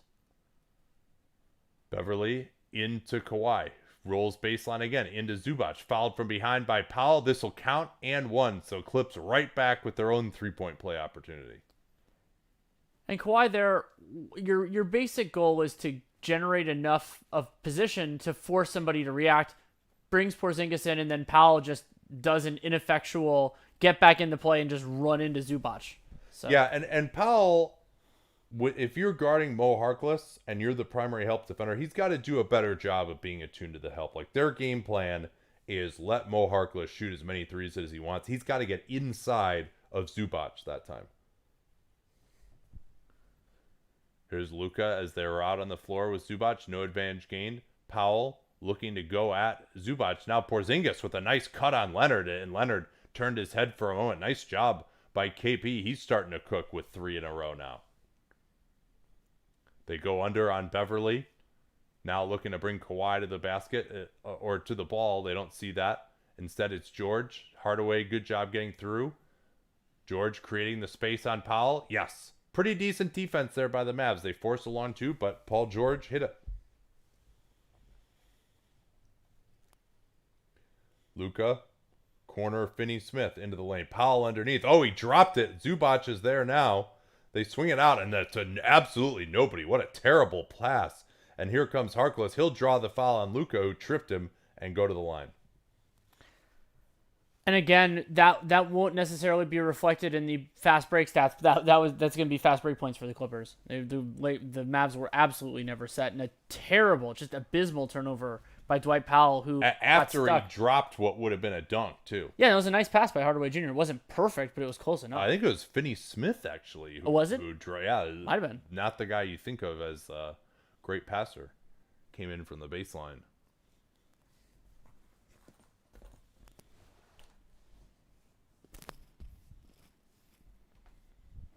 Oh, yeah, it's a little too tight.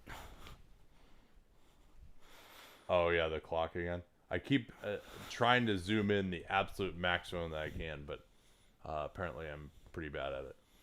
That's all right.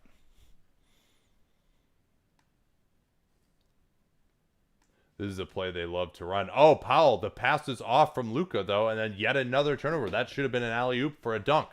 Here's Beverly. Corner. Underneath Zubac, easy layup. Yet another transition bucket as Powell could not get back. He tried to save it in the corner, and it just didn't work. 20-point lead now for the Clippers, and this one is threatening to get out of hand. Which is probably why we should tell you about bookies.com right now. Yeah. Because we may only have a limited amount of time to get these reads in. Yeah, and so bookies.com, what they're trying to do is information. They're trying to give you the edge and knowledge to crush online bookies. Whatever you're doing, you can bet spreads, you can bet money lines, totals, or parlays. And when you're gambling, knowledge is money. Yeah, and you can also take information from us, as they do, apparently in the hands of betting experts. Our humble information can actually be useful to the gambler in you. So you can also get picks from Mark Stratman. Last I checked, I haven't checked updated, but as of last week, he was in the 57% range, which, as far as I know, would make you some money.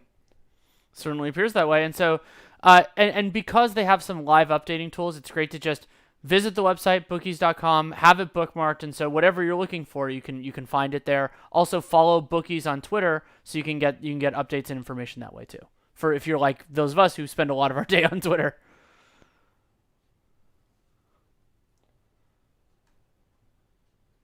So we got questions-wise.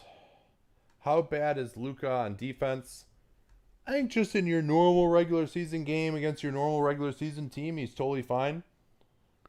A team like this, though, with this many wing options and scorers, where we talked about it in the open, in transition, you're probably going to have him matched up on either George or Leonard, then maybe it becomes a problem. And it just so happens, shock of shocks, that the best teams in the league have a higher proportion of those types of players. And so if Dallas is shifting from the lucky to be in to the actually hoping to make some noise in the playoffs, those deficiencies become more prevalent or more consequential.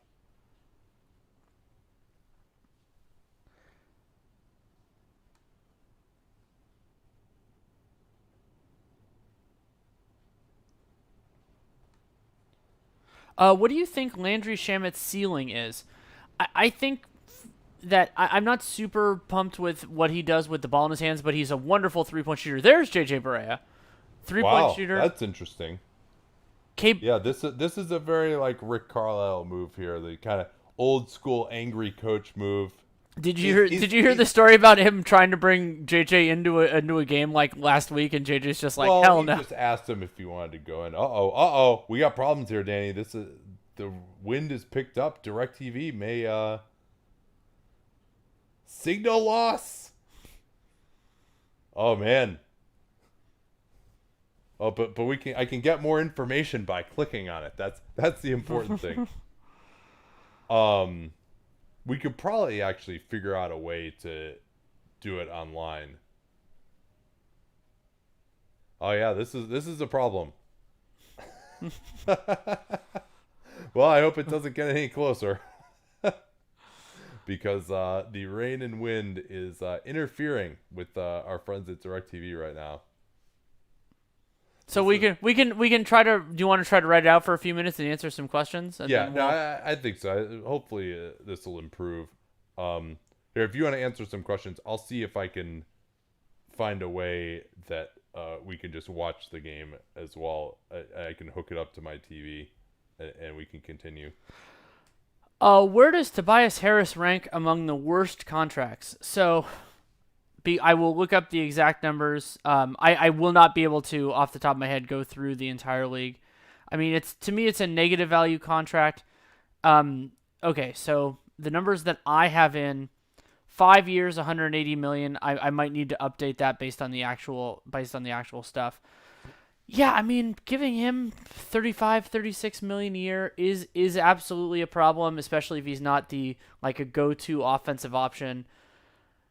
But he is, clearly like a positive player, an above average starter.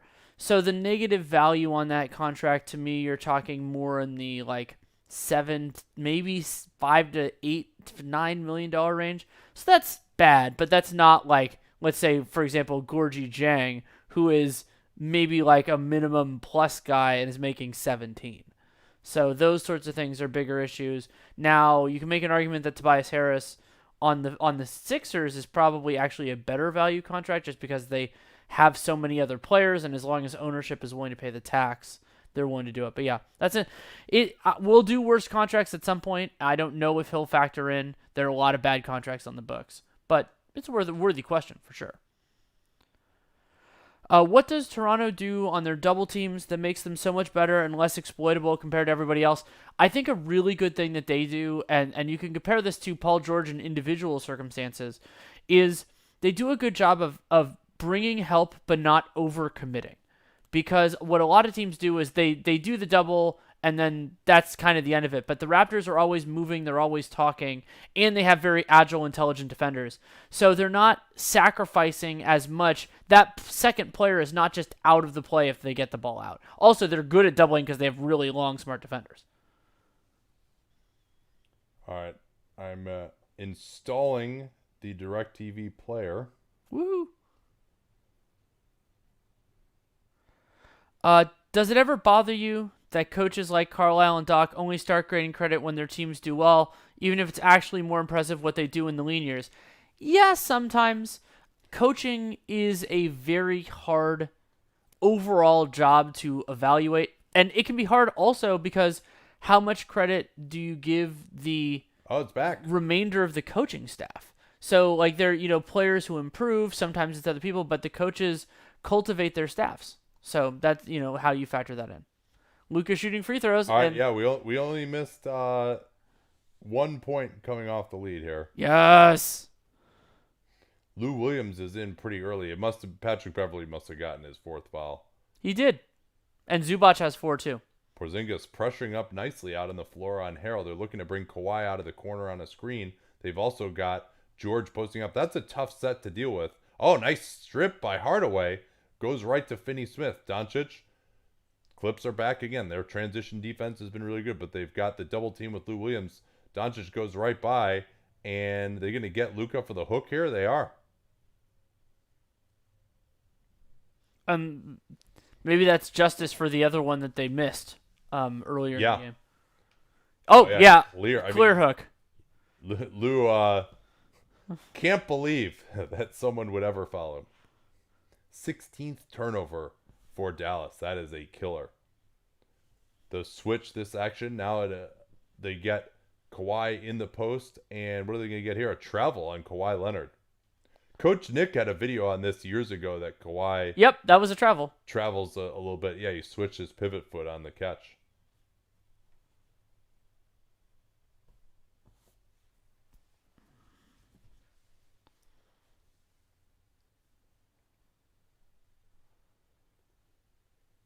I am excited to see Barea out there on the floor. I haven't seen much of him so far this year. Long two for Barea goes in.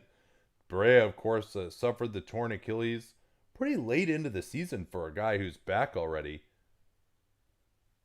Gives you some hope that KD could potentially be back as Lou Williams tries to draw the foul, and doesn't matter that he didn't because he floats it in. 75-56 Clippers. Barea screening for Doncic. Now pick and roll with Barea and Porzingis. Barea loads up again. Good again. JJ Barea with a couple of buckets. And Dallas with some signs of life. They're going to have to actually get a stop at some point, though. Same play that they ran before, and Lou Williams is ridden, and it'll be a foul as Hardaway is saying, hey, he went up through my arm. That's why it should not be a foul on me, but the referees are not in agreement. But the Clippers are not. I don't believe they are yet in the bonus, so that'll just be a side out with 14 on the clock. Yeah, Lou pushing the hand off. And They call it tech? They're going to get teed up. Who'd they get on this? Probably Hardaway. Yeah, JJ was saying it as well. There we go. Not quite the same majesty as George Kawhi's Bennett. 4-bouncer in the playoffs last year, but more bounces.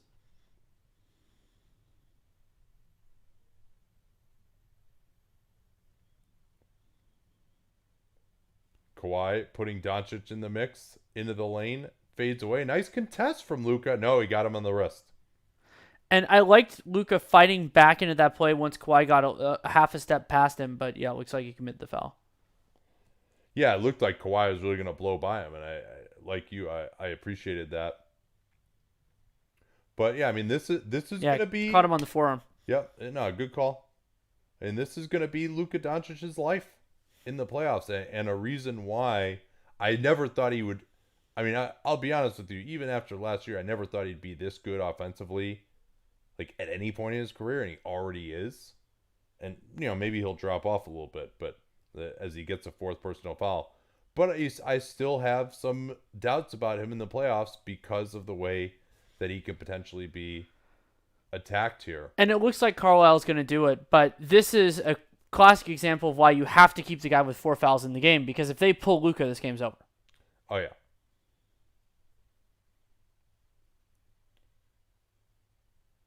Finney-Smith hands off to Barea. Barea trying to direct traffic. Mavs don't know what they're running. Barea into the lane. No spacing. Nice defense by the Clippers. Finney-Smith. Leonard pushing Hardaway to the baseline. Contested by Lou Williams. Missed the jumper. Nice job by Lou stepping up there. Throw it ahead to Williams. He's got Barea on him. Gets him in the air. Now the nice pass. What a look by Lou Williams as Kawhi had his man sealed. And Clippers now lead it by 21. Here's Hardaway getting past Harrell for the easy layup. That's nice the play. first time we've seen poor transition defense, and Doc Rivers realizes it, and that's why he goes to the timeout immediately. And that's the benefit of having 5 timeouts left when you're midway through the third quarter. You can call one when there's a bad possession.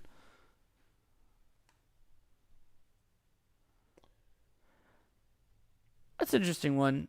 From Lucas Egregious. Seems like refs are much more strict with travel calls this year. Do you think the league should also focus more on carrying violations? Yeah, if they can see it. Carries can be really hard based on where refs are standing on the floor to catch. Sometimes there's a player in the way, but yeah, I would like to see them be more aggressive with it. Again, the league is structured so heavily in favor of offensive players right now, and the carry has been called too loosely in the past. So yeah, I would like to see that. There's one for Nate specifically. That's a good question. I will ask him when he gets back. From ESS Wango, just tuning in, hearing a lot regarding Luka as a top tier MVP candidate. Are the Mavs hiding him on defense? Giannis should get a huge edge there. Well, that is a good precursor to the awards podcast that Nate and I just released, where he and I disagreed on this, not this point, but on the idea of how much that factors in.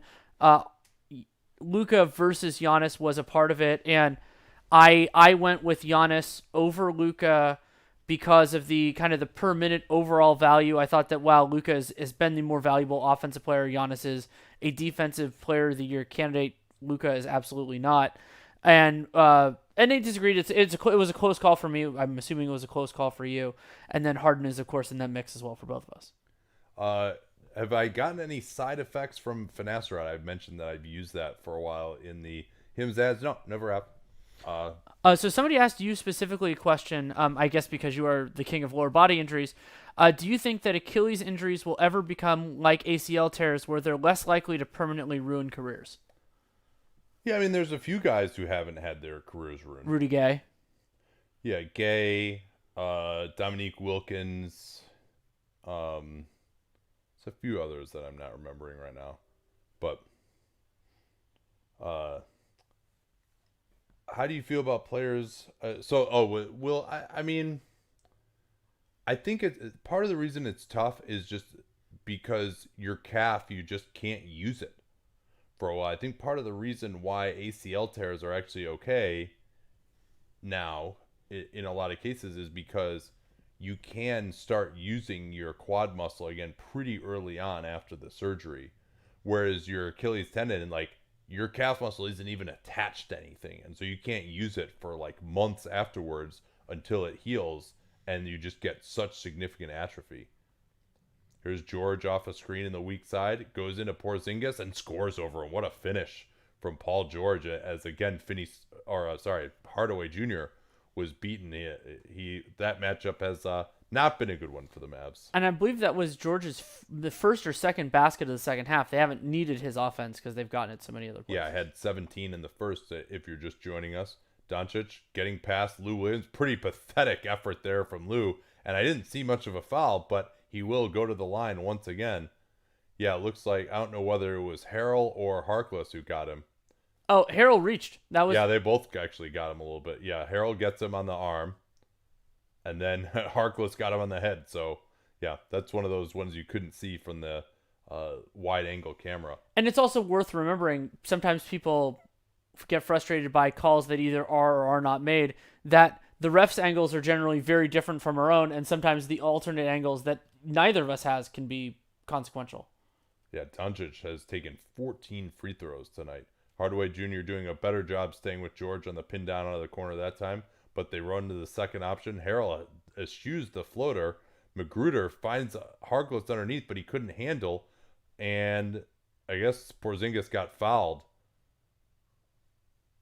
Yep, good call. Yeah, Harkless didn't quite have the ball cleanly there. And so Porzingis, though, that isn't kind of a behind-the-back breaker because Porzingis is going to get to the free throw line. Kristaps 4 for 11 from the field, though he is 3 of 7 on threes, and then these will be his 5th and 6th free throws. He split the first 4.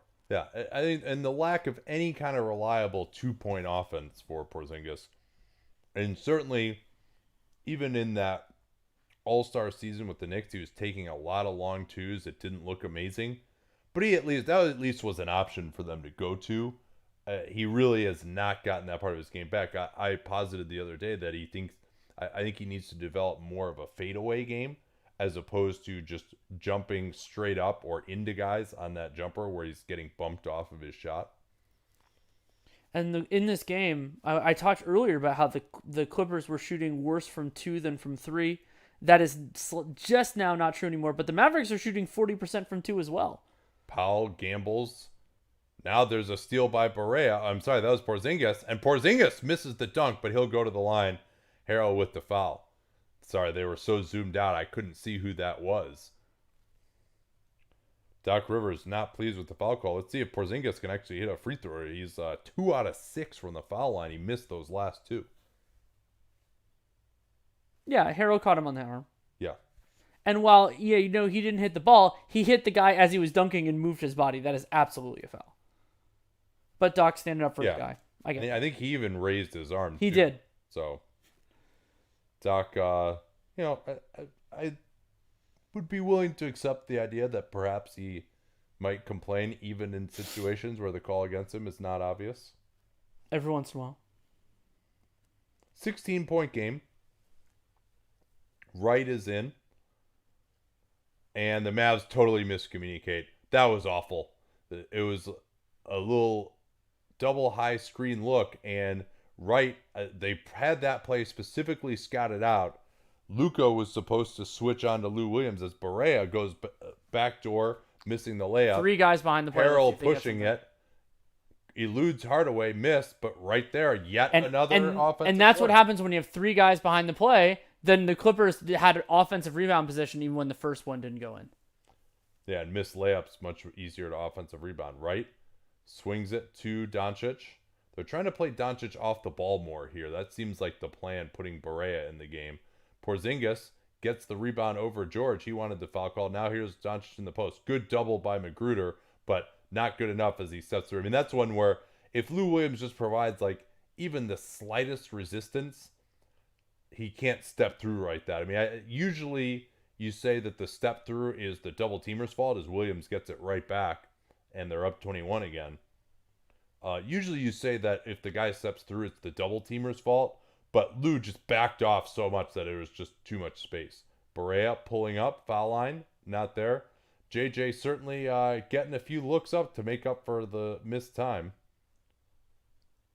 George snaking on the pick and roll. Wide open, misses. Harrell, offensive rebound again. They're lucky that he missed that tip. I believe that's 16 offensive rebounds for the Clippers in this game. Yeah, it's Luka at the 4 now, so totally different look.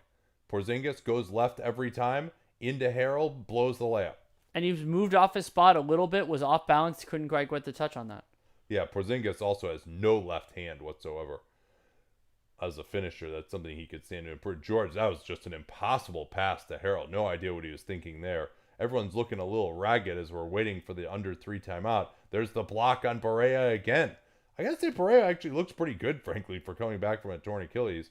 George fading away in the corner for 3, not there. Hardaway is exhausted. Everyone is just out of gas completely here. We'll see. But Carlisle only has 2 timeouts left, so he doesn't want to call one of them. Oh, yeah. I'm not sure whose automatic it is right now. Doncic trying to make space on George, draws the foul. And they're all probably happy that they have to stop for a minute. Oh, for sure. But, I mean, that's like Luka, he is quite able to get his in isolation versus just about anybody. I mean, he created space on Paul George. George got in the air, worried about the step back, and he got to the line again. I mean, and all these fouls have been real fouls, too, by the way. Absolutely. Well, except for the one when he hooked the guy and didn't get called. Other than that. Yeah, that's true. Good point. Thanks for remembering that. Steel trap. And the Clippers the Clippers are 11 of 26 from 3. The Mavs are 8 of 29. So that really hasn't helped, but they do have that 30-17 free throw advantage, which is offset by the massive turnover and offensive rebound disadvantages. Possession game strongly in the Clippers' favor.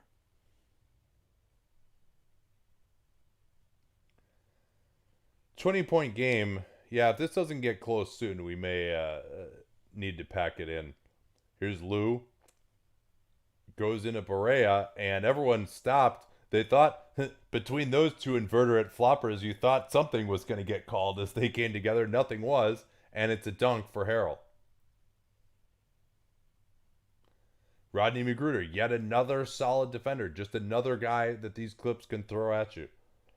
Swing by Luka to right. Not a threat to shoot that. Seth Curry is. Buckets. And Lou came in a half a step on that drive by Darrell Wright. That's enough space for Curry. That's pretty impressive because isn't Darrell Wright playing in like China or something? He might even be retired at this point. He is retired at this point, I think. I'm going to keep Lou, making that mistake yet forever, another though. drive. Miss it. And now Barea looking to push it up again. Harrell looking for someone to pick him up. No one does, so that's the matchup now. And then Porzingis, or I'm sorry, that was Powell, slipped to the basket, and another bucket for Barea. All of a sudden, it's back to 16.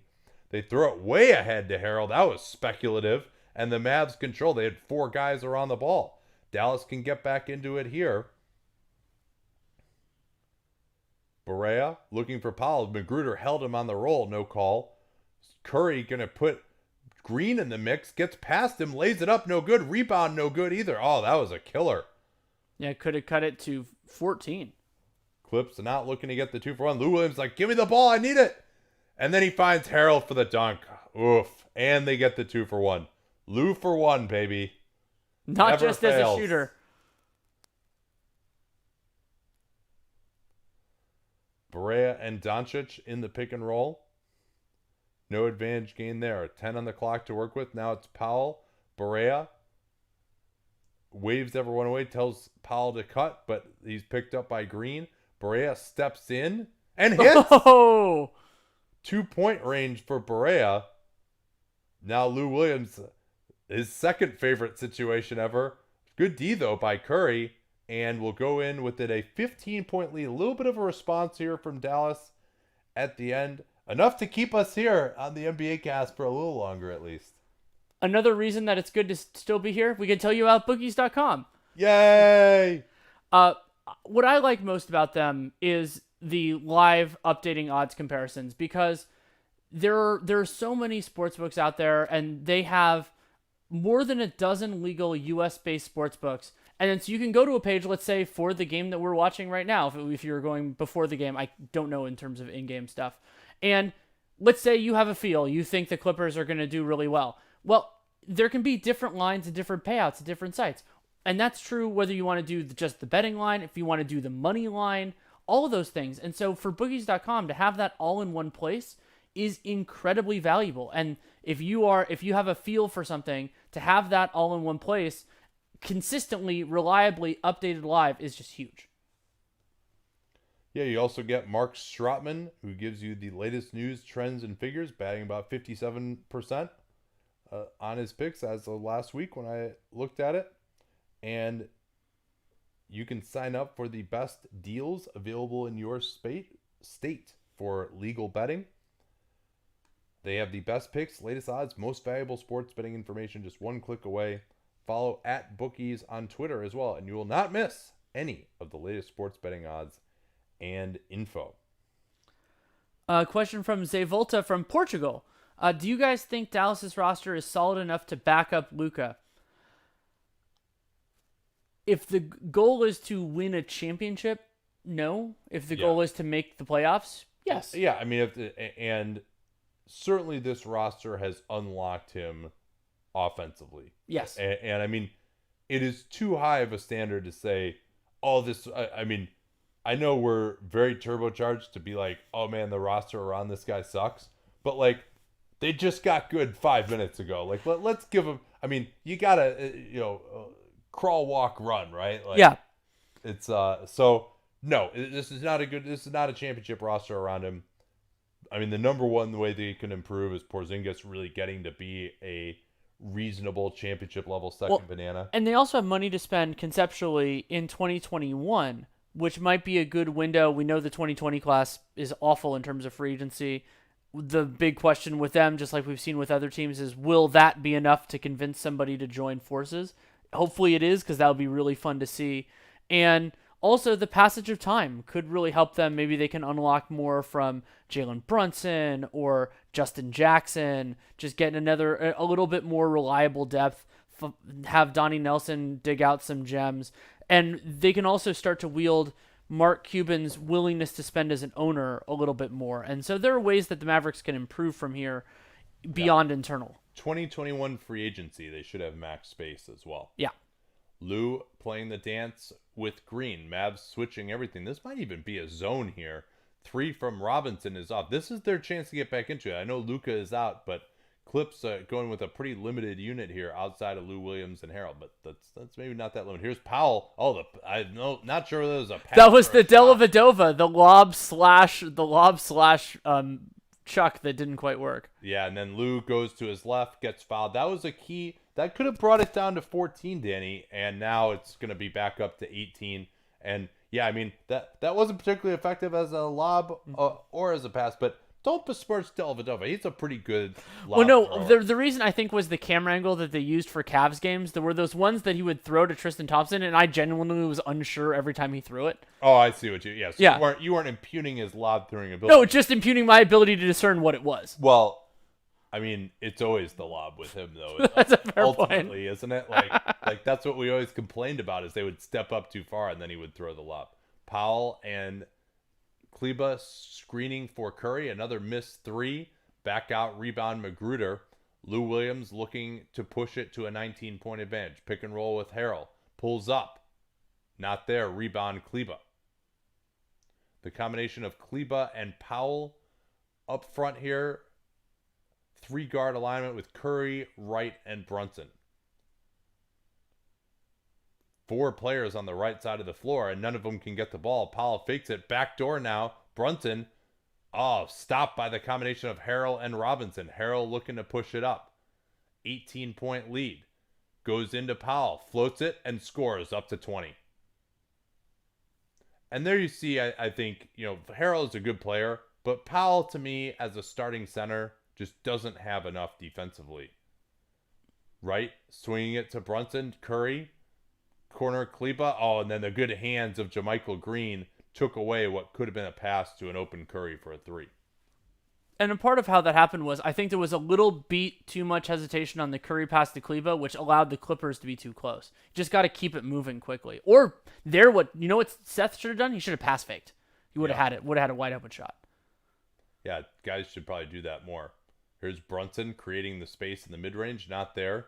Kleba comes in. Couldn't get the rebound, though. Kawhi runs it down. And yeah, remember we said that they only, quote-unquote, had Lou and Trez out there. Your 6th and 7th men of the year last year. As now Trez going right through Brunson. Good help from Powell that time. Right with the rebound. Nobody running with them, though. They're back. Brunson pulls into a 3. Another miss, though. 10 for 34 from the Clippers. Sorry, the Mavericks. Yeah, and they're going to get another timeout here. Doc, again, I mean, it's interesting. Every time they get even the slightest look in transition, Doc calls the timeout. I think we're getting pretty close to being done here. We're not there yet, though. And a quick score update on the other game that's going on. The Denver Nuggets are ahead 72-57 on the Washington Wizards. Yeah, shutting down the top 5 Wizards offense. Yeah, Bradley Beal. What are they shooting for 3? 3 out of 21. Of course. Yeah. My Nuggets 3-point voodoo is at it again. That was my prediction at the end of the pod was that the Nuggets shooting defense wouldn't continue. Thank you, Washington Wizards, for your goddamn 3 of 21. One of the best 3-point shooting teams too. Yeah. Beal 1 for 7, and then Bertans 0 for 1. He only got. How is he only taken 1 3-point? He's only taken 1 shot from the field this whole game in 10 minutes. Yeah. Nuggets leading scorer in the game. I always enjoy it when the leading scorer in a game that's this far in is a bench player. Jeremy Grant, 16 points, 5 of 7 from the field, 5 of 7 from the line. Yeah, he's really struggled so far this year. Good to see him having a. He was actually earlier in the week. He was actually bottom 5 in Jacob Goldstein's PIPM metric in the entire NBA. I was shocked by that. Do you guys cover other sports as well? No, we don't. I mean, obviously we're experts on basketball. That's our jobs. I used to. When I started with Real GM, I covered Major League Baseball and football, but then once I realized that I was best at basketball analysis, I switched to exclusively. Yeah. And also once you realize basketball is way better than those sports. Yeah, but I was also better at writing about it. That was Yeah. the big fundamental thing. Like I loved hockey too, but I was just never good at writing about it. So I couldn't. I What do wasn't. you think the difference was? Do you just didn't have as many insights? Well, part of it was in baseball. I don't think you know this story. I just could never get a quote from guys, and so like there was this great game that Well, Matt. that's because they're all fucking bricks. That's a part of it. But so like there was this game Matt Cain threw a beautiful like a really nice game, and so I asked him some stuff about pitching strategy, and he just said I throw whatever Buster Posey tells me to throw, and then I go over to Buster Posey and he tells me nothing. And I'm like, how do I write about this? Like if I can't talk to the players about what they're doing because they're so secretive, then I can't explain this. Yeah. Like, But you could say, well, this batter is way better than this batter because he gets one more hit every 2 weeks. Yeah. Oh, yeah. 235 hitting second baseman went 4 for 4 tonight. Well, Now, it's if- 162 if games. I and had it's bound been- to happen at one point. If I had been a little later and had paid for access to all 22 film, I think I could have done NFL reasonably well. Oh, yeah. Yeah. I've always kind of wondered about that. Here's a 3 from Beverly against the zone. Missing. Brunson pushing it up. Interesting to me that they now seem to have tethered Porzingis and Doncic together in that game at Denver, which kind of announced the Mavs this season as Powell with the post up on Leonard is going to score and one. That game, we saw Porzingis's gravity really open things up for guys like Brunson and Wright getting to the rim. I missed it when they started going away from that, and I'd be interested to know why it was that they did that. And maybe that was at the point where they're like, okay, Porzingis isn't going to be an offense unto himself. He doesn't do enough in individual offense, so we got to tie him with Luka. And obviously it's working fine, but in this game, these bench units don't really have much of a place to go. Here's Green in the corner. Misses that off the nice pass. Zubac has done a nice job on these short rolls finding the corner shooter. Brunson getting past Green, who held him, and no fouls or no free throws yet. But early fouls in the fourth quarter can end up leading to early bonus, and Dallas could really benefit from that, though I still don't think they're going to get enough offense. Good job by Magruder denying on Curry. Powell going at Zubac, lays it in.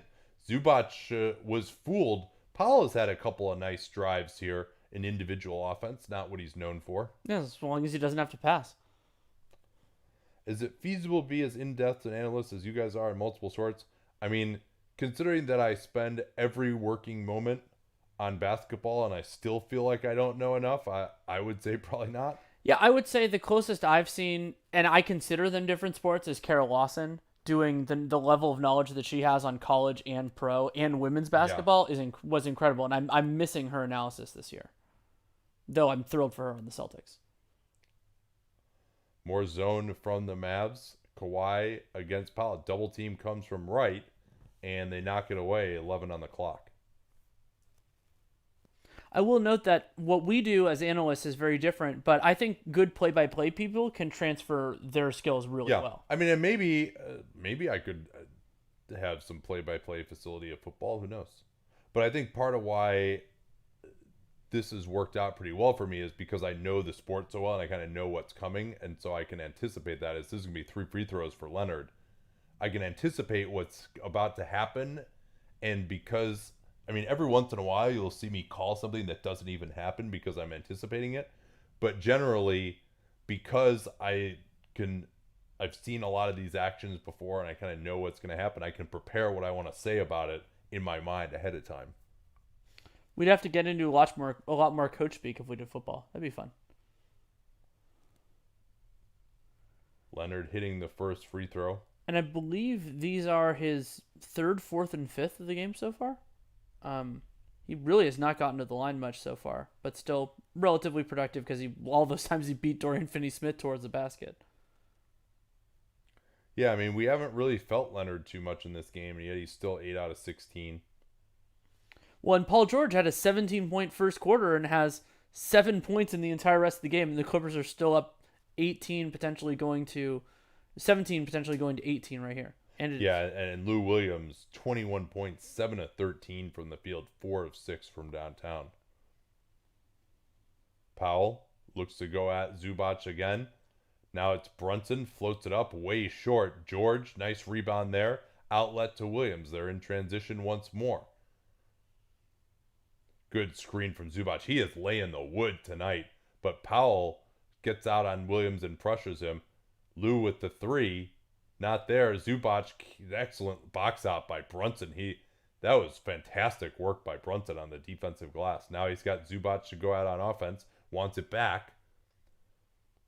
Going at the Croatian 7-footer and hits the jumper over him. 16-point game. Thanks, Dallas. You're keeping it just close enough. Here's Leonard.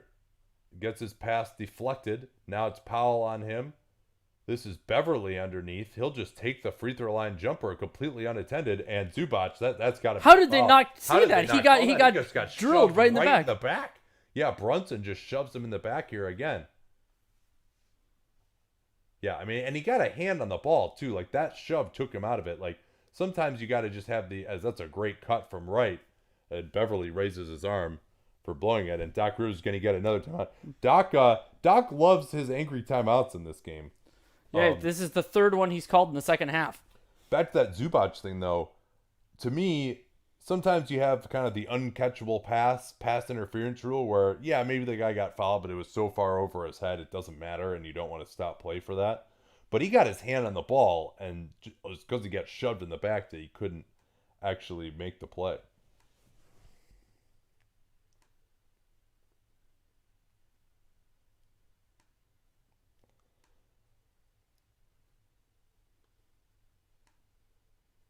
Somebody said we should do an NFL cast for Patreon subscribers. That'd be fun. Yeah, I don't know how we would cast it for only Patreon subscribers. Maybe there. I think there might actually be a way to do that. What is Marcus Morris's trade value at the deadline? I think he has negative. I think he has a negative contract at least right now. He's shooting the ball really well right now, though. Yeah, but 18 million's a ton of money. But you could argue that isn't it non-guaranteed next year? Oh no, it's straight zero. Up it's a straight 1 year. So yeah, it does. What does it matter how much it is if it ends after 1 year? I guess that's true. I mean, it's salary matching is a problem, but I mean, at that point, you don't care what the money is as long as it just helps you win. Yeah, but it could also. And you could trade him for a Bismack Biyombo kind of contract. That's true. Not that Charlotte wants him, but well, and also depending on what the Knicks are willing to do and what other teams, I'm working on something on this. It could also be a vessel for the Knicks to take on more money, and that's how they could really maximize the value there. If there's a team that has a guy they don't like who has more on their books. Yeah, but I mean, I don't think anybody's going to be trying to create 2020 cap space. And I don't know if the Knicks want to take on 2021 space because obviously they're going to get Giannis. Obviously. Catch you up on the old shot charts here. Clippers 20 of 36 in the restricted area. Mavs have done a little bit better job defending in the paint in the second half. But 9 of 17 is all. I mean, Dallas is shooting 68% in the restricted area as a team coming into tonight. That obviously is going to go down, but just the number of attempts at the basket has been pretty low. I mean, this Clippers defense has not sprung a lot of leaks so far.